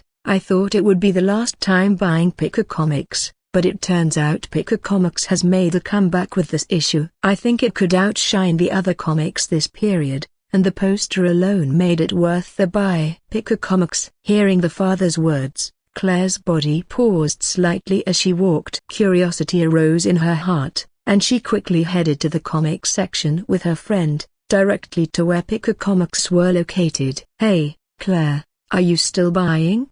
The short-haired girl asked, seeing her heading there. Not buying, just looking, Claire replied as she arrived and looked up at the ceiling, where a poster was hanging. A high school boy and girl were looking back at each other on a staircase, with the comic's name Mia Your Name Mia at the top. Indeed, as the father and daughter had said, it was beautifully drawn. Hey, this poster looks pretty good. The short-haired girl followed her friend to the Picker Comics section, pausing as she looked at the hanging poster. But I've never heard of this artist, Porter. Maybe it's just the art that's good. Let's still buy from the top 5. Claire fell silent for a moment, thinking of the happy expression on the father and daughter's faces earlier, which couldn't have been faked. After a moment's hesitation, she bit her lip. I'll buy one last issue. If it's not good, I definitely won't buy it again. After all, her parents bought her anything she wanted directly, so she didn't have much pocket money. Buying a comic book every week was already a big expense. If this issue was not up to par, she wouldn't waste more money on it. Chapter 17. Feedback. It was evening. Claire took out the comic book she had bought that day. Suddenly, something fell out from between the pages. Claire unfolded it and discovered it was the poster that had been hanging in the bookstore.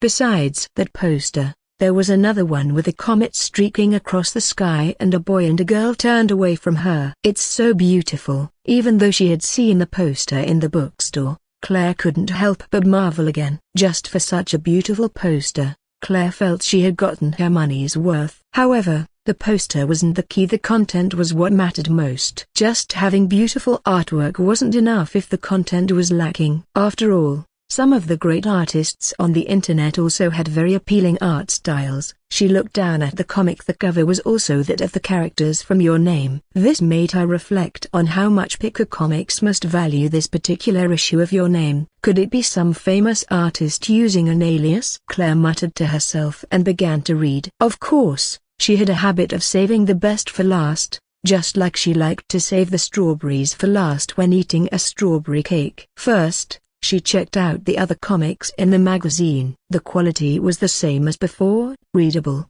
but nothing that particularly dazzled her. So, she quickly flipped through the magazine until only the main story was left. I hope Your Name is not like those other comics. At the beginning, she thought, just like Jada, that it was a cliché copyright D story of childhood friends meeting again after many years and becoming lovers. This initially disappointed her. She had hoped this comic would stand out. But such a storyline, she had seen it hundreds if not thousands of times before. If it really was that cliché copyright D, beyond the artwork, there wouldn't be much reason to continue buying Picker Comics as it couldn't serve as the backbone of the magazine. However, having spent money on it, despite her dissatisfaction, Claire continued to read. And with that, her attention was completely captured by the plot, and her expression occasionally showed confusion. Wow, what an idea! It wasn't until she reached the last page of the comic that she realized there was no more. The first chapter of the comic was drawn from the perspectives of both a boy and a girl,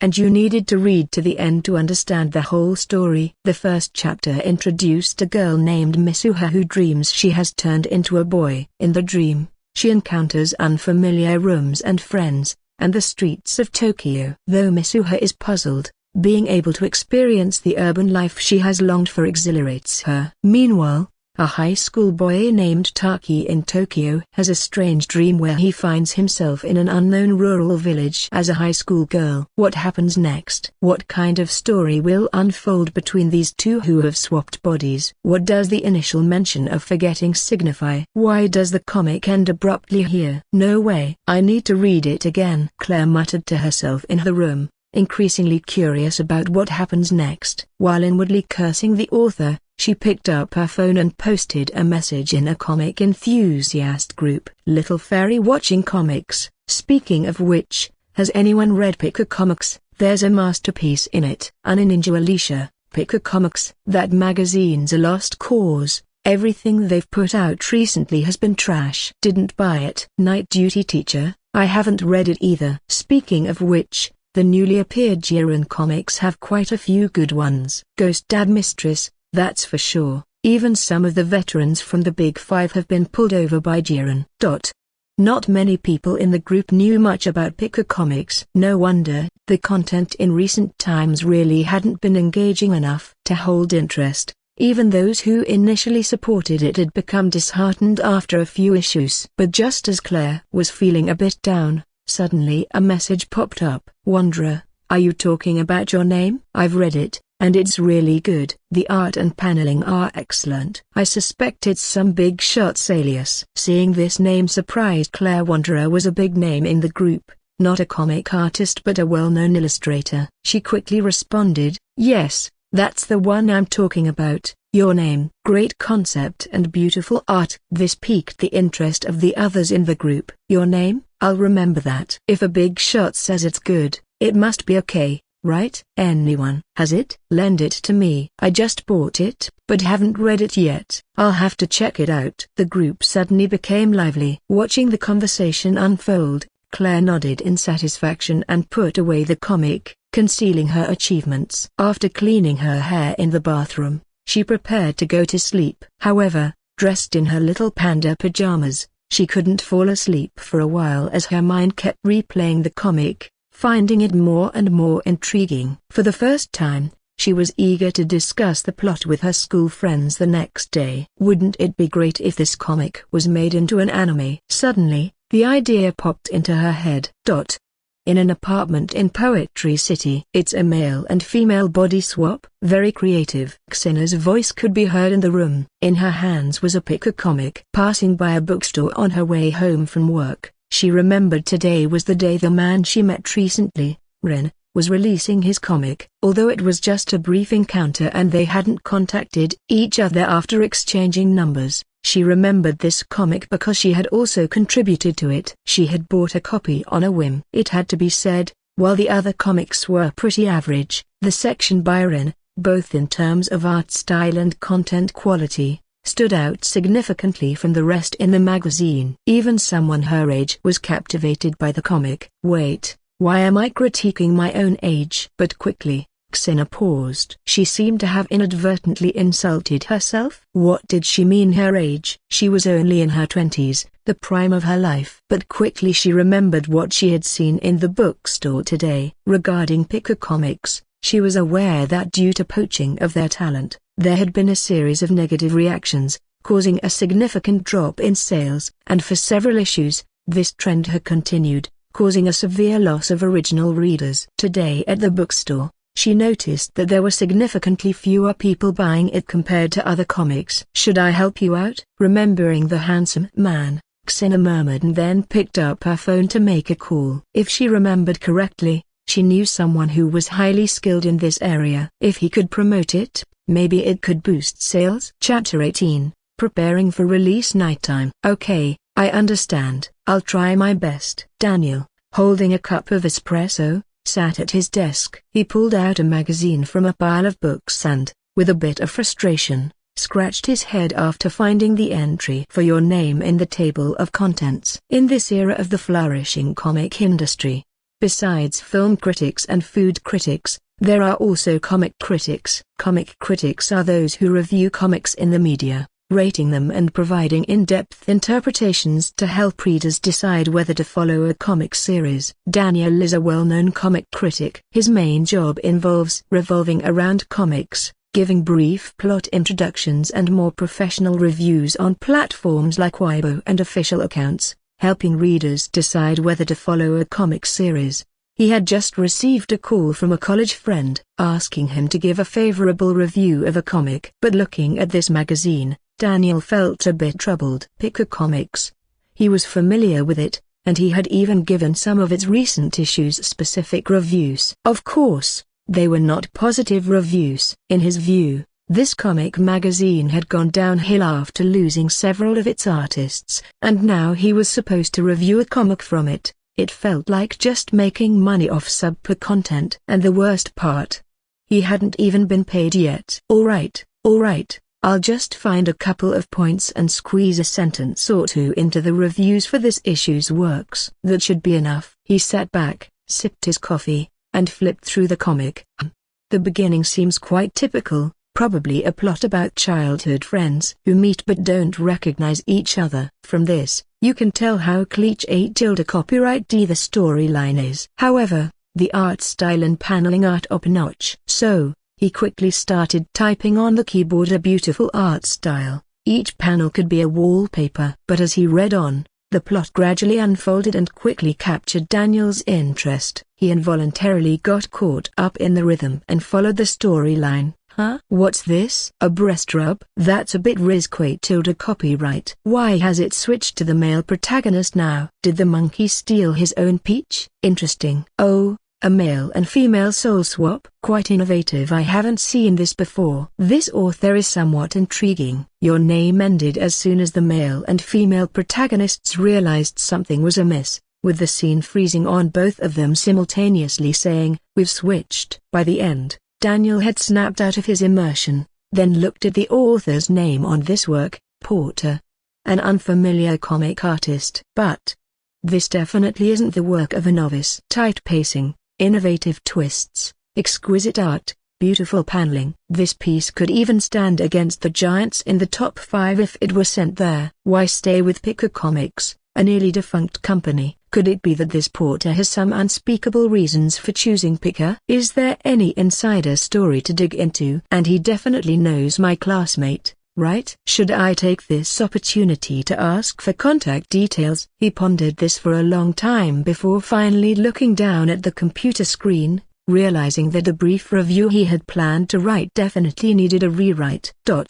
However, Ren and others were unaware of these read reviews. After dinner and watching TV, Ren played with his little girl for a while before sneaking out of the room to return to Jada's room. Seeing Ren lock the door as he entered, Jada casually asked, "Has she fallen asleep?" "Yes, she's asleep." Ren nodded and started setting up a place to sleep on the floor. He had gotten used to this arrangement over time. Jada chuckled on the bed and teased, "This girl really is heartless. I took care of her for 5 years, and now that you're back, she clings to you every day, and I've become an outsider." Hearing this, how sour it sounded. Ren chuckled inwardly and then said, "What can I do? Didn't Luke Zun say that daughters are their father's past lovers?" But then he seemed to remember something and asked, "Speaking of which, I heard there's something about first-day sales with this stuff." This issue's sales probably aren't great, right? After all, he had seen the sales of Picker Comics in the bookstore, which were obviously less than others. Even though he used some tricks to sell a few more, it was merely a drop in the bucket. Hearing Ren bring up this issue, Jada silently nodded. Not just poor sales, but sales had declined even further. However, this had nothing to do with Ren's comic. It was completely because the previous issues had driven away the readers. But there should be some recovery over time. After all, reading also takes time, and perhaps later on, it could explode in popularity. There have been cases in the market where some comics started with poor reviews but later turned around, with word of mouth boosting the sales of the entire magazine. Although such cases are rare. But she believed in Ren's Your Name. And having run a comic company for so many years, she was sure to have some connections with comic critics and paid reviewers. The previous few issues didn't use comic critics simply because those comics weren't worth the effort. But Your Name was different. Jada was very confident about this work. "So, just relax," Jada said with a smile. "Is that so?" Hearing Jada's words,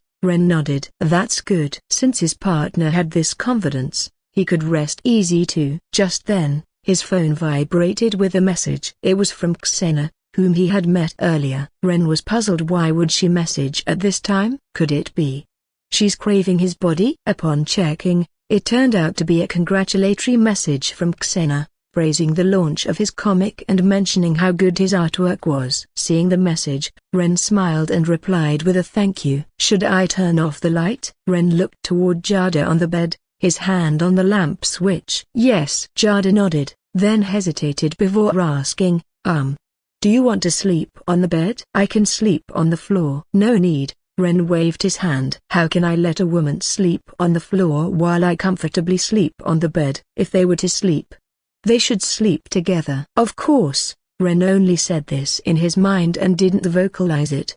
He still had a long way to go in breaking through Jada's emotional defenses. Chapter 19, Hot Topics. Ain, the owner of a bookstore, enjoyed his routine of leaning on the cashier counter, watching high school girls come and go from his store. Today was like any other day, and it was almost time for the nearby high school to let out. He looked forward to comparing the legs of the girls as they passed by. However, just then, he thought he heard the sound of many footsteps. Looking up and out the door, he was startled. What was going on? Had the boyfriends of those girls he ogled found out and come to beat him up? It wasn't strange for him to be scared outside. There were about 10 male students looking quite intimidating. He felt a sudden urge to call the police. Boss, give me a copy of Picker Comics. Boss, I want the latest issue of Picker Comics too. Me too. These words made Zane's hand, which had been reaching for his phone, relax. What's going on? Zane wondered. It was just an ordinary Tuesday, nothing special.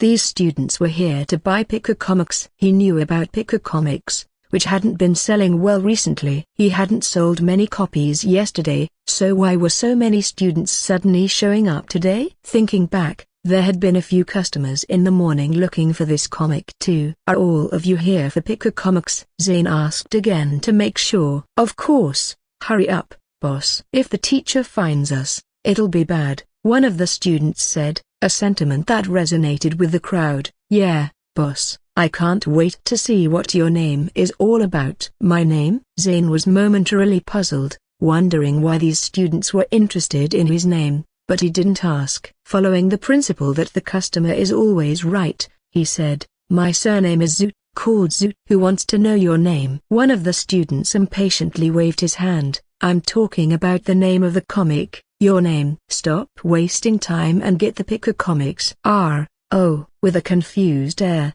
Zane quickly brought out the latest issue of Picker Comics. The trend continued, with many students visiting his shop, all asking about Picker Comics. Unfortunately, he had ordered too few copies of Picker Comics, and they sold out quickly. Sorry, there are no more Picker Comics available. Would you like to check out Joy Boy instead? It's one of the top 5. Quality guaranteed, Zane recommended to a young girl in front of him. That won't do. The girl waved her hand dismissively and walked out looking dejected. Everyone's talking about your name today. Hearing her words, Zane's mouth twitched, feeling that something was off. However, he didn't say much and instead became curious. After running a bookstore for so many years, he had never seen so many people inquire about a non-top 5 comic, which sparked his interest. I want to see what your name is really about. Thinking this, he reached under the counter and pulled out a copy of Picker Comics he had cleverly reserved for himself. Good thing he was quick-witted. Noticing that the situation was unusual earlier, he had secretly set aside a copy for himself, otherwise, he wouldn't have had one to read.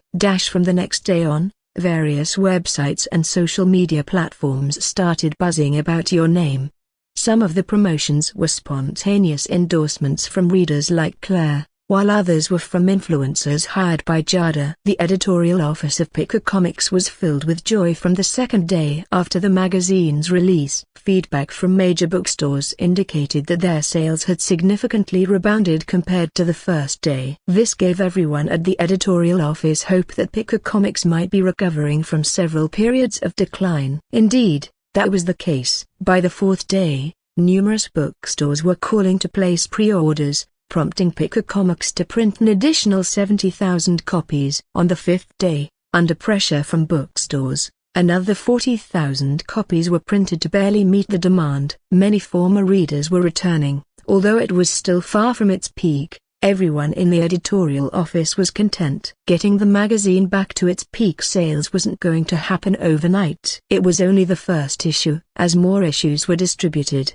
sales were sure to gradually improve. That evening at Jada's home. As soon as Jada arrived home, she saw Ren busily cooking in the kitchen. "Ren, I have great news. Your comic is a hit." Her voice trembled with excitement. From the comments left on their official website and the feedback received, it was clear that readers were captivated by Ren's "Your Name."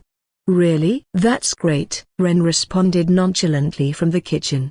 Having seen the popularity of Your Name in his previous life and confident in his artistic skills, he had a good feeling about this comic's success. Though it was a different world, the appeal of a good story was universal, and he trusted this work would shine here too. However, what concerned him now wasn't so much his success, but what Jada was holding. "What's in that bag?" Seeing Ren's indifference to his own work, Jada rolled her eyes and replied, "Letters from your readers." She then dumped the letters on the floor, and as Ren looked bewildered at the pile, she confirmed, "All for you." "What should I do with them?" Ren was unsure, not having dealt with so many letters before. "Do you reply to a few, or just handle it however you feel? There'll be a lot more to come, and you can't reply to them all." Jada shrugged. "Really?" Relieved, Ren nodded. "Then I'll just deal with them." Managing all those letters seemed daunting, and he wasn't inclined to respond. "Go call you for dinner." Ren smiled at Jada. "I made something delicious." He had been keeping an eye on the comic's performance, and with the last day boosting sales, he decided to cook a celebratory meal. Chapter 20, Bunnies Are So Cute. Wow, so much food. Little Wei sat in her chair, her eyes sparkling as she looked at the array of dishes in front of her. She leaned in close to the dishes and sniffed appreciatively. Seeing his daughter's excitement, Ren smiled and teasingly gazed at her. "Oh, Wei, don't let your drool fall into the food!" I diaresis inverted question mark pound a tilde sedilla I diaresis inverted question mark pound. Wei was displeased and put her hands on her hips, saying, "I won't." "Daddy, you big meanie." HMPH tilde. As she spoke, she playfully punched Ren's waist. Ren was not to be outdone and began tickling Wei under her arms, causing her to burst into giggles. Watching the playful father and daughter, Jada couldn't help but smile. She felt that ever since Ren arrived, her luck had improved. He had taken care of the issues at her company and also looked after Wei very well. All right, you two stop messing around," Jada said as she brushed a strand of hair from her face. "Let's eat before the food gets cold." Right, eat up," Ren agreed, putting some vegetables into Wei's bowl. "Eat up, Daddy made this dish with lots of confidence." "Okay." Wei nodded vigorously and was about to dig in enthusiastically with her spoon. Seeing Wei still holding the spoon, Jada frowned slightly. "Wei, what have I told you? You're a big girl now. What should you use to eat?" Wei paused for a moment, then obediently put down her spoon and tried to grasp her little chopsticks. But being so young, she still found using chopsticks challenging. She occasionally glanced at Ren, blinking hopefully, though she didn't really expect him to defend her, knowing how afraid he was of her mum. If Ren knew what Wei was thinking, he probably wouldn't have spoken on her behalf either. Noticing Wei's struggle, Ren felt pity and looked at Jada, about to speak up, but Jada interjected, "Don't coddle her too much. It's not that hard to use chopsticks, she just needs more practice." "All right then." Ren shrugged at Wei, signaling his helplessness. Wei pouted and managed to pick up some meat with her chopsticks after several attempts. I diaresis inverted question mark pound I diaresis inverted question mark pound equals delicious. Wei's eyes seemed to sparkle as she ate, her hands cupping her cheeks in bliss. "Daddy, what kind of meat is this?" Wei asked as she ate. She had never tasted this kind of meat before and hoped her daddy would make it more often. It's rabbit meat," Ren said with a smile, then turned to Jada. "You should eat some too, Rabbit meat is great for maintaining a slim figure. It's even called beauty meat abroad. You don't have to worry about your figure with this. Ren expected to see Jada pleased, but instead, she pointed expressionlessly in the other direction. Following her gesture, Ren saw his little girl with her mouth agape, her face incredulous, chopsticks falling to the floor. "Daddy, did you say what kind of meat this is?" Wei Yu's voice was quivering as she slowly turned her head towards Ren. Confused by her reaction, Ren answered, "It's rabbit meat. What's wrong? Didn't you see it this afternoon?" Rabbits are so cute. Why would you eat them? Wei Yu was struck as if by a bolt from the blue. She loved rabbits more than any other animal. Seeing his daughter's tears, Ren was at a loss. He hated seeing his child cry, so he quickly apologized. "I'm sorry, Wei Yu. Daddy didn't know. I won't make rabbit anymore." Unfortunately, Wei Yu continued to sit there crying, even shaking off Ren's comforting hand. Ren looked helplessly at Jada for assistance. Seeing this, Jada gave Ren an okay gesture, then suddenly asked, "Wei Yu, was the rabbit meat tasty?" This unexpected question made Wei Yu pause, and after a moment she murmured, "It's delicious." Ren was speechless. It seems the so-called irresistible taste law applies to everyone, even children. "Then eat up," Jada said. Wei Yu nodded silently, her rice and rabbit meat mixed with tears as she continued eating. However, a child's memory is short. She initially ate while crying, but soon forgot about the rabbit meat entirely, especially after Ren cracked a few jokes. After dinner, as a magic girl show started on TV, Wei Yu rushed to the living room, stood on the sofa, and began shouting magical phrases with a wand in hand. Really? Watching her antics, Ren shook his head and was about to clear the table. "I'll do it today." Jada quickly took the dishes from Ren and pushed him towards where Wei Yu was playing. "I've been too busy to help around the house lately, but now that things at the company are better, I should do my part. After all, a family needs both parents." As she thought this, Jada paused. When did she and Ren become a family? "Oh no, we're almost like a married couple." Jada blushed at the thought. Chapter 21, Release of the second chapter. Of course, Jada had no idea what was going through Ren's mind at the moment. If she did, she would have burst into laughter. After all, wasn't all he had done aimed at pursuing Jada? Making her feel like they were a family was a big step towards success. At this moment, Ren was sitting on the sofa, scrolling through his phone. Although he appeared calm when Jada told him about the popularity of his manga, he was actually quite curious about the comments. He first checked Manga Talk. This media outlet is a top player in the manga industry, specializing in reviewing manga from various magazines. Of course, there were two types of reviews, praises and criticisms. The editor from Manga Talk seemed quite favorable towards him. They lauded his work Your Name as a rare gem in recent youth romance manga, giving it a 5-star rating and expressing high expectations. The page was filled with glowing words, particularly highlighting Ren's pen name, Porter, noting his creativity and looking forward to his further contributions to the manga world. The editor even speculated that Porter might be a pseudonym for some established author and was determined to uncover Ren's real identity. However, Ren didn't take these comments to heart. After all, the media is known for being fickle. If his second episode flopped, these same people would probably be the first to criticize him, using phrases like lost his touch, started strong but went downhill, or wasted potential in their reviews. Of course, Ren wasn't going to give them such an opportunity. He then looked at the biggest headline in the middle of the page. It was far more prestigious than his own, featuring a cover image placed right at the center of the page. Just from the image, Ren could see headlines like "The latest masterpiece from Little Chicken Eats Eagle" and "First grand work in 2.5 years," all designed to catch the eye. Clicking on it, there was even a large color photo of the author. Like the others, the praise was immense, basically suggesting, follow this series or you'll regret it. Out of curiosity,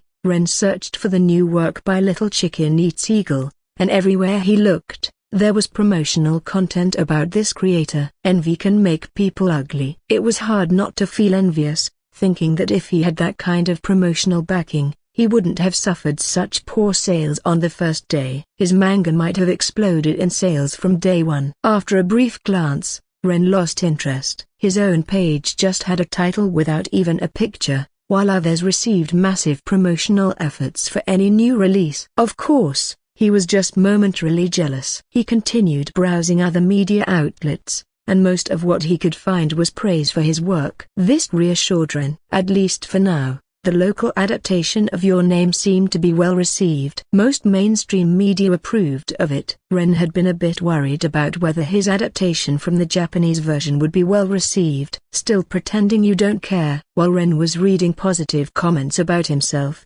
Jada unexpectedly appeared beside him, her head close to his ear. So close, in fact, that Ren could smell the dishwashing detergent scent from her recent dishwashing. Here you are enjoying all the praise about yourself, aren't you a bit narcissistic? Jada said somewhat irritably. She had come back to tell him about the manga's success, and he had acted indifferent, yet now he was engrossed in reading about himself. Truly sneaky. Caught by Jada, Ren didn't panic but looked at her earnestly. This made Jada blush, feeling both embarrassed and annoyed. What are you staring at? Is there something on my face? You look very nice. Ren's sudden compliment made Jada's blush spread to her ears, and she nervously played with the lock of hair on her chest. Really? Thanks a broken bar. You see, you also like hearing words of praise. Ren smiled and added, so let's not criticize each other for being vain.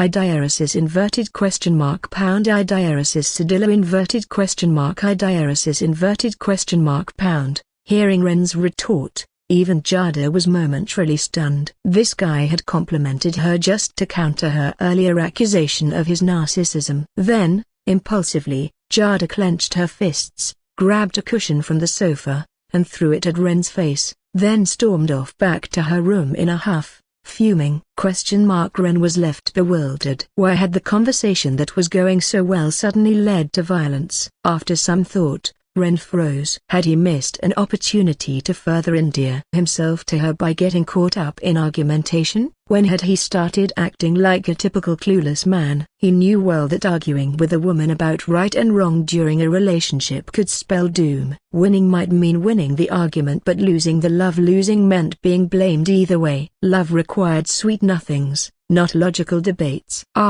Miscalculation, Ren lamented with his hands crossed over his chest. Meanwhile, little Wei Yu, watching her father's confusion, seemed to understand that her dad was destined for the couch again tonight. She pulled out a little notebook from somewhere. June 6th, sunny. Mom and Dad argued again. Dad's couch sleeping count, +1. If Ren were to see his daughter's notebook, he might explode in frustration. It meticulously recorded each instance of him sleeping on the couch. Make sure to give more power stones. Little Wei Yu says so.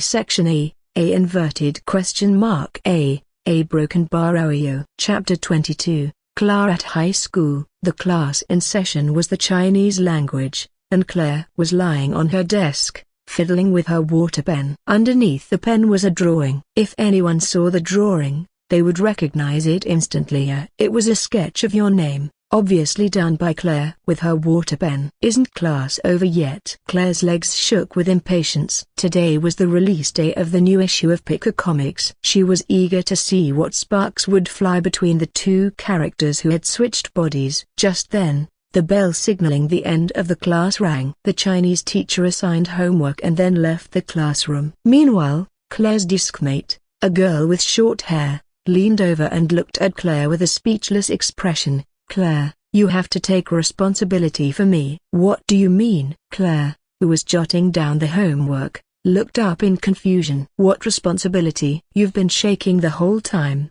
I'm about to get motion sickness. Get out of here. Claire, annoyed, smacked her forehead. Unsio, I'm telling you I won't take responsibility for you. Forget about it. Hey, you heartbreaker. Unsio feigned anger. Just then, she noticed the drawing on the paper, picked it up, and marveled. Claire, tell me, why aren't you pursuing art with your skills? Why stick with us in a humanities class? In Unsio's opinion, Claire's drawing skills were only slightly inferior to the artist who drew Your Name, but definitely better than many of the fan arts circulating online. I couldn't possibly. Claire waved her hand dismissively. My family can't afford that. Speaking of which, her tone became a bit subdued. Her family wasn't poor, but they were just an ordinary household. Studying art wasn't about affordability, but it would stretch their modest finances even thinner. Her academic performance was quite good anyway, and she could get into a decent university through the standard route. That's true. Ancio nodded in agreement,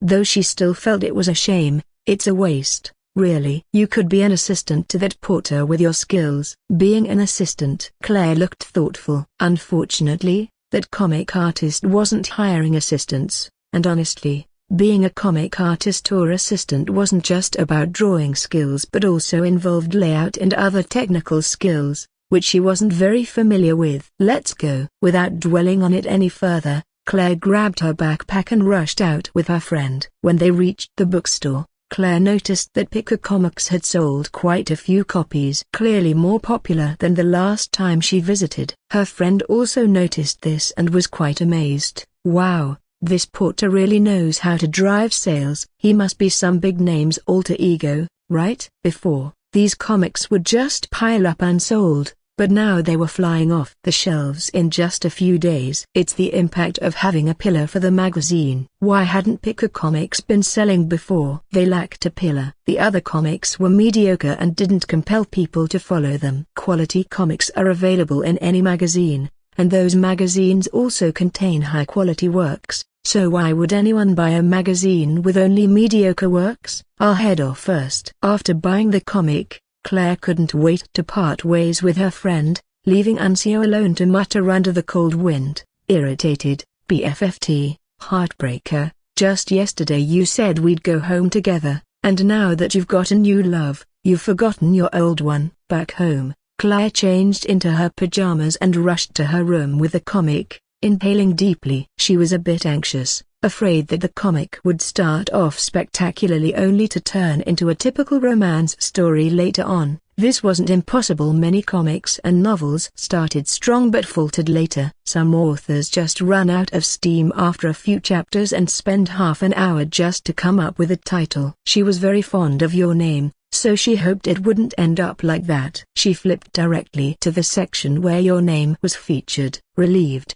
she saw that the artwork was as beautiful as before, calming her restless mind. Seeing the scene where Taki wakes up in Misuha's body again, Claire couldn't help but laugh. Taki, transformed into Misuha, sits up and instinctively goes to touch himself. But just as he's about to, he stops, a sly smile on his face. Never mind, it wouldn't be fair to her. Saying so, he lets his hands fall to his sides. Then, the scene shifts to Misuha's sister Yotsuha, who suddenly pushes open the door to Misuha's room. There, Taki, who had just decided against groping himself, is now vigorously doing just that. What's this? Hypocrisy? Claire chuckled at the irony, especially when Yotsuha, looking resigned, says, "You really do love yourself, don't you?" It was clear Taki probably did this every time he found himself in Misuha's body. What's this? As Claire looked at the next panel, she frowned slightly.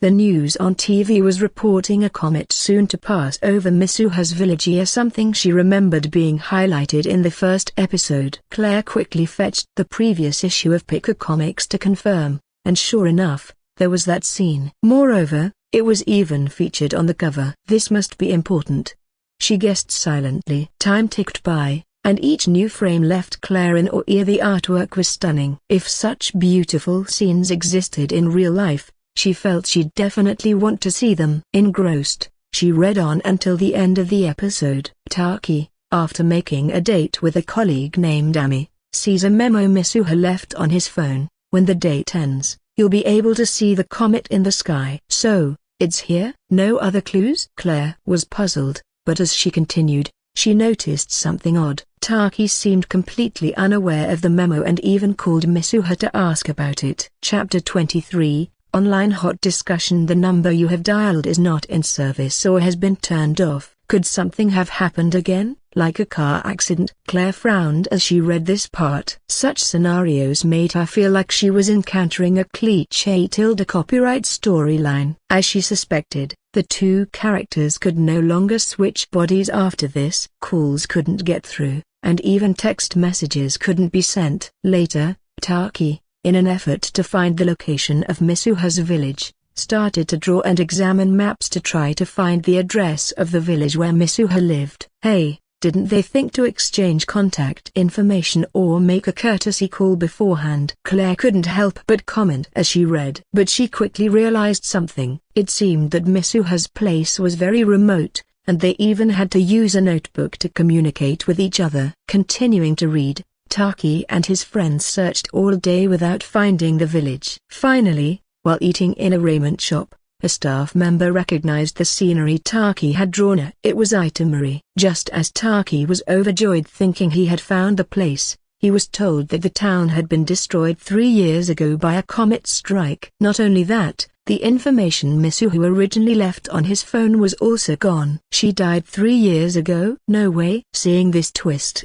Claire couldn't wait to turn the page. And then a broken bar there was no more to read. A big to be continued appeared before Claire's eyes. Why is there no more? Claire let out a beast-like cry of frustration. Her hands pounded on the pillow she was holding, as if she wanted to beat up the author. Meanwhile, as Claire vented her frustration by beating on the pillow, a broken bar, Daniel, a comic critic, was contently closing the comic book with a smile. Very good. Worthy of the manga artist I had my eyes on. The standard is maintained very well, but this cliffhanger really makes me impatient. He had completely forgotten how he had banged on the table when he thought the story was going to turn into a melodramatic twist. He opened his laptop, ready to praise the work again, giving it a 5-star must-read recommendation. After all, he felt that such original works with great artistic style deserved all the support they could get to prevent youth romance comics from becoming too formulaic. Not only theme a broken bar after this issue was released, the discussion about Your Name surged online. Many forums and threads related to comics were buzzing with posts about this work. Highly recommend Your Name. I read this comic, it's really good,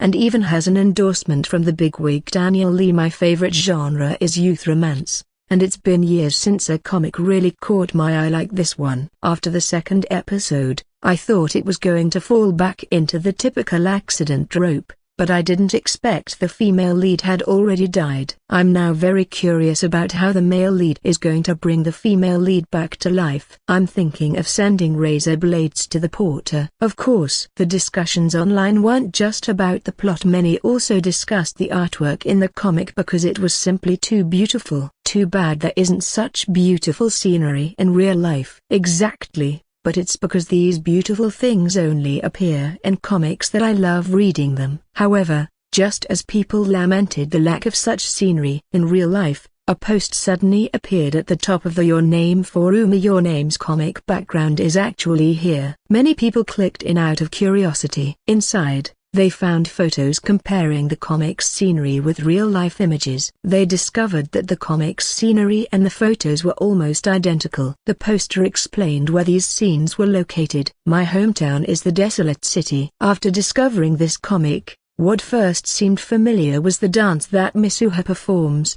which is held every few years on Mount Buzu near my home. I went back home specifically to compare them, and I realized that apart from a lake similar to a meteorite crater, the mountains, rivers, and other elements are exactly like my hometown. I have to say, this Portuguese drawing skill is really top-notch. Not just the scenery here, but even the scenes of Beijing are similar to the actual Beijing. After reading the poster's comments, everyone searched for the so-called desolate city, and the forum exploded. Everyone expressed their intentions to visit the desolate city to see the scenery. However, an inappropriate topic was suddenly raised by a netizen. Scenery or not, I just want to know if your local specialty is kakikomaizake. This comment was instantly liked many times. Damn it, let me post that first.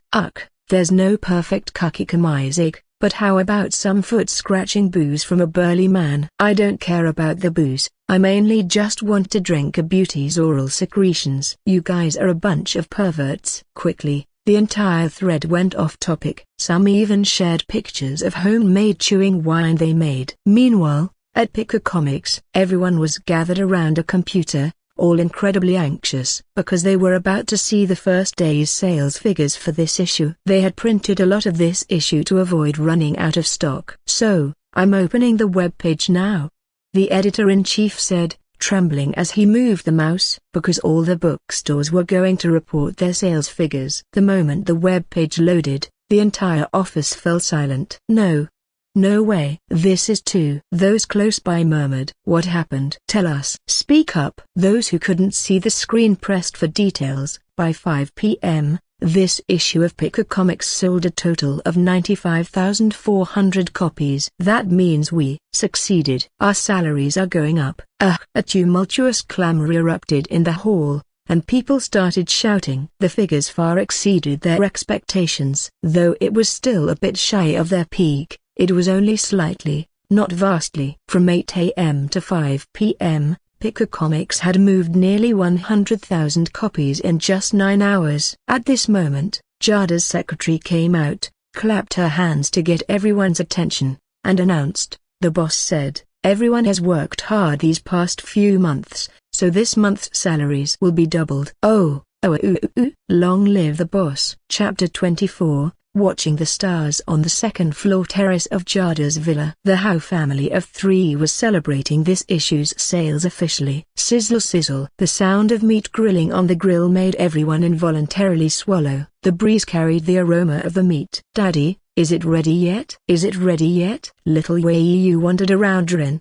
looking eager. Wei, don't sway around, be careful near the grill, Jada cautioned her daughter. Unlike her usual business attire, her dark hair was tied back with a white headband, and she wore a black dress that made her look more like an 18-year-old girl than a woman in her early 30s. Ren glanced at the more than 20 plates of various meats and the beers and juices set aside, nodding, okay, it's ready. After saying that, Ren handed the skewers to the little girl. Wei started eating eagerly. However, as parents always worry about various things, Jada was no exception. Watching Wei enjoy the barbecue, Jada frowned and looked at Ren. I heard that eating barbecue can cause cancer. Is it really okay to let Wei eat this? She had even heard that eating a single grilled chicken leg was akin to smoking 60 cigarettes, a statement she found online. Though unsure of its veracity, she believed there must be some truth to it since it was widely circulated. Don't worry,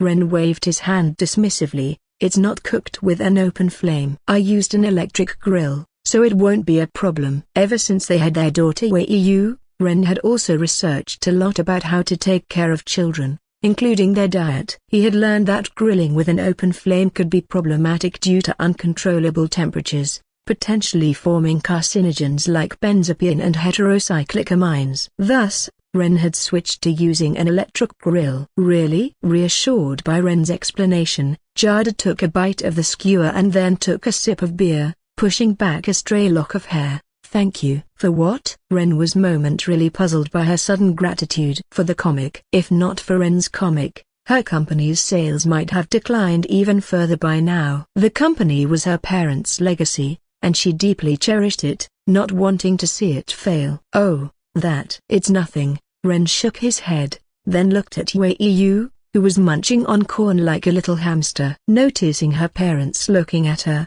she tilted her head in confusion. What's up? Did the teacher tell you I was talking in class? It's nothing. We were just saying you're cute. Ren smiled. This made Wei shyly scratch her head, and then she picked up a skewer, running over to Ren. Daddy, have some. Ren looked at the skewer and pretended to be upset. It's all bell peppers, how can I eat this? He then scooped up Wei and started spinning her around, causing her to squeal in delight. Watching this, Jada couldn't help but look up at the sky. She had heard from her parents that after people die, they turn into stars. Dad, Mum, I'm doing well now, Jada murmured softly, as if she could see the faces of her parents in the stars smiling at her. Just then, Jada noticed something and pointed to the sky. Wei-Yu, look, a shooting star. Ah, where? Wei-Yu quickly patted Ren's hand to get down and then stared at the sky. She had heard on the news about a meteor shower tonight, which was why she had decided to have dinner on the rooftop instead of going out. It's so pretty, Wei-Yu exclaimed, watching the shooting stars trail across the sky. She tugged at Ren. Daddy, take a picture, quick, as she posed like a magical girl at the edge of the second floor. Ren quickly took out his phone and snapped a few photos. After several pictures, Wei-Yu was satisfied. She would have something to talk about with her friends tomorrow. Wei-Yu, don't forget to make a wish on the shooting stars, Ren reminded her. Right. Wei-Yu remembered and quickly clasped her hands together, looking up and softly said, I wish for Daddy and Mommy to always be with me. Silly girl, who tells their wishes out loud? Jada playfully tapped Wei-Yu on the head. HMPH, Mommy is silly, Wei-Yu pouted, looking at Jada with disdain. You're supposed to wish silently to a shooting star, but this is a meteor shower, so many stars. Of course, I have to say it out loud so all the stars can hear my wish. Later, Wei-Yu and Ren sat watching the meteor shower while enjoying the barbecue. The stars in this world seemed more numerous than in his previous life, thought Ren. Even within the city, he could see them forming various constellations. Wei-Yu sat in Ren's lap and suddenly pointed to the sky. Daddy, what's that bright star? That's the North Star, Ren began to explain, pointing to the nearby stars. It's the second brightest star in Ursa Minor, also known as the purple microstar in our country. Ursa Minor? Wei-Yu tilted her head, puzzled. It looks a bit like a little bear, Ren explained, pointing out the stars that formed the constellation. After staring intently for a while, Wei-Yu suddenly exclaimed in delight, wriggling in Ren's arms, Daddy is so smart, it does look like it. Then she pointed elsewhere. And that one? That's Sagittarius, one of the zodiac constellations. Oh, and that one? That's Leo. And that one? As Wei-Yu continued to ask, sweat began to form on Ren's forehead, but seeing his daughter's admiring look, he didn't want to admit he didn't know and blurted out, Magical Girl Constellation, Pretty Soldier Constellation. He even made up names like Barbecue Constellation. Jada finally couldn't stand it anymore and lightly smacked Ren on the back of his head. Stop making things up. Then, turning to Wei-Yu, she said, don't listen to your dad, there's no such thing as those constellations. Unexpectedly, Wei-Yu nodded knowingly. Of course, I knew that. How could there be a magical girl or pretty soldier constellation? This made both Ren and Jada pause, then say in unison, then why did you keep asking? I was just playing with Daddy because he seemed to be having fun, Wei-Yu said proudly, hands on her hips. Jada laughed, covering her mouth. Ren was speechless. When did he become the child being played with? Chapter 25, The Frightened Little Girl. After finishing the barbecue, Ren and the little girl started eating watermelon to cool off. Yummy. The little girl, holding a piece of watermelon, swayed her dangling feet contentedly and giggled at Ren and Jada. If you like it, eat more. Jada smiled gently as she watched the content little girl, handing her another piece of watermelon. For her, just watching the little girl eat watermelon made her feel full. Ren also passed a slice to the little girl. Looking at the watermelon in her hands, then back at her parents, the little girl hesitated and asked, aren't you eating? Mommy isn't hungry, go ahead, Jada said with a smile. But Ren didn't put it quite so straightforwardly. He felt something was missing at the moment. Summer, night, barbecue. Right, it was missing ghost stories. A light bulb went off for Ren. He suddenly spoke in a deep voice to the 1.5 women present. It's not that I don't want to eat, but Daddy is scared. When I was a child, something very scary happened while I was eating watermelon. Even now, I get the chills just seeing watermelon. Do you want to hear it? Although the ghost story hadn't started yet, the little girl was still young. Just hearing such a deep, hoarse voice made her instinctively shrink her little head. She was about to refuse when she heard Jada frown and say, Ren, Wei-Yu is still young, She might get scared and not go to the bathroom at night. The little girl was at that so-called haughty age. She was very concerned about others' opinions at this age, and now her mom had called her young and said she'd be too scared to go to the bathroom. This made the self-proclaimed grown-up little girl's face turn red on the spot, and she declared in the loudest voice she could muster, I'm not scared at all. Oh, idiosis inverted question mark pound of idiosis inverted question mark pound. Oh hash. With that, the little girl tossed her head, causing her ponytail to flick, crossed her arms, and said proudly, Wei you is all grown up now. Not scared of ghost stories. Actually, it's mommy who's scared, isn't it? Afraid you won't dare to go to the bathroom at night after hearing it. Boy, what a temper. Hearing this, Jada laughed, considering teaching this cheeky little one a lesson. But, it was her own daughter after all, and even though the little girl's words were infuriating, Jada couldn't bring herself to be harsh, so she continued along with what the little girl had said. Yes, mommy is scared, so could you please not let mommy listen? Ha ha. Seeing Jada act this timidly, Ren couldn't help but laugh. This brought both Jada and the little girl's eyes towards him. Jada glared at him discontentedly. It was all his doing, and he even had the nerve to laugh. So, Jada asked with a fake smile, what are you laughing at? I just remembered something happy. Seeing Jada's expression, Ren shuddered subconsciously. What happy thing? Ah ha ha. Ren scratched his face awkwardly. He felt that continuing this conversation might lead to unpleasant outcomes, so he quickly changed the subject and looked at the little girl. So, Wei, do you still want to? Never mind, your mom is right, this story isn't for kids. See, even your mom is scared. You definitely can't handle it! Exclamation mark idiosis inverted question mark pound idiosis sedilla inverted question mark idiosis inverted question mark pound. The little girl was about to give up after Jada's persuasion, but now Ren had challenged her, and she insisted, I want to listen. Then she turned to Jada, Mommy, if you're scared, you can go inside alone. Such a big person scared of a ghost story. How timid. HMPH. A negation AC sedilla S inverted question mark A. Jada, her forehead throbbing with veins, decided then that since the little girl wanted to listen so badly, even if she cried wanting to go inside later, she'd have to let her listen to the end. With that in mind, she glared fiercely at Ren. Seeing they were ready, Ren cleared his throat and began in a low voice, I remember when I was 10 years old,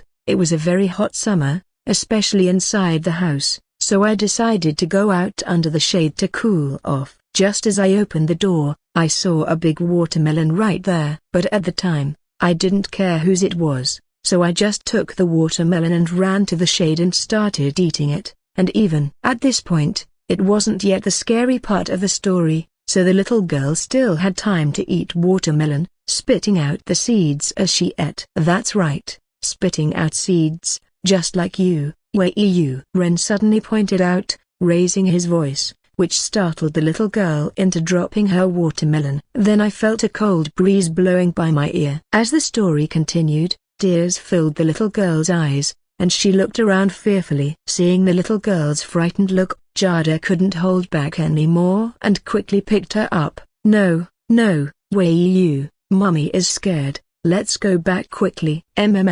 Yeah. The little girl had wanted to leave but was too proud to say so. Now that her mom suggested it, she quickly nodded. Because she wasn't scared at all. She was just going along with it for her mom's sake. She was too big for that. Sigh. Ren stretched out his hand to stop them. But they didn't stop. Instead, they ran even faster. Watching their retreating backs, Ren looked around at all the mess and sighed. That girl did it on purpose, right? At least help me clean up a bit. All this trash, I'm gonna be feeding mosquitoes out here for a long time. Never mind, if you want something done right, do it yourself. Ren sighed. Feeling that the two were too heartless, they had promised to help before they ate. But obviously, Jada and the little girl didn't know Ren's complaints. Jada took the little girl to the bathroom for a bath. Then, worried the little girl wouldn't dare to sleep alone, she stayed with her until she fell asleep before returning to her own room. Seeing Ren lying on the ground playing with his phone, Jada kicked him before going to bed. Ouch, Why? Ren looked at her angrily. Seeing Ren still daring to look at her, Jada glared fiercely and snapped, "What are you looking at?" "Look what you did," scaring the little girl. Without waiting for Ren's response, she turned over, covered herself with the air-conditioning blanket, and went to sleep. Ren looked at Jada, muttered a few words, then got up and decided to go stay in the little girl's room for a while. Honestly, he regretted telling the ghost story, which was just a spur-of-the-moment idea. Though it's said children are for playing with, playing too much isn't good either. For 10 advanced chapters, patreon.com/angelic translating.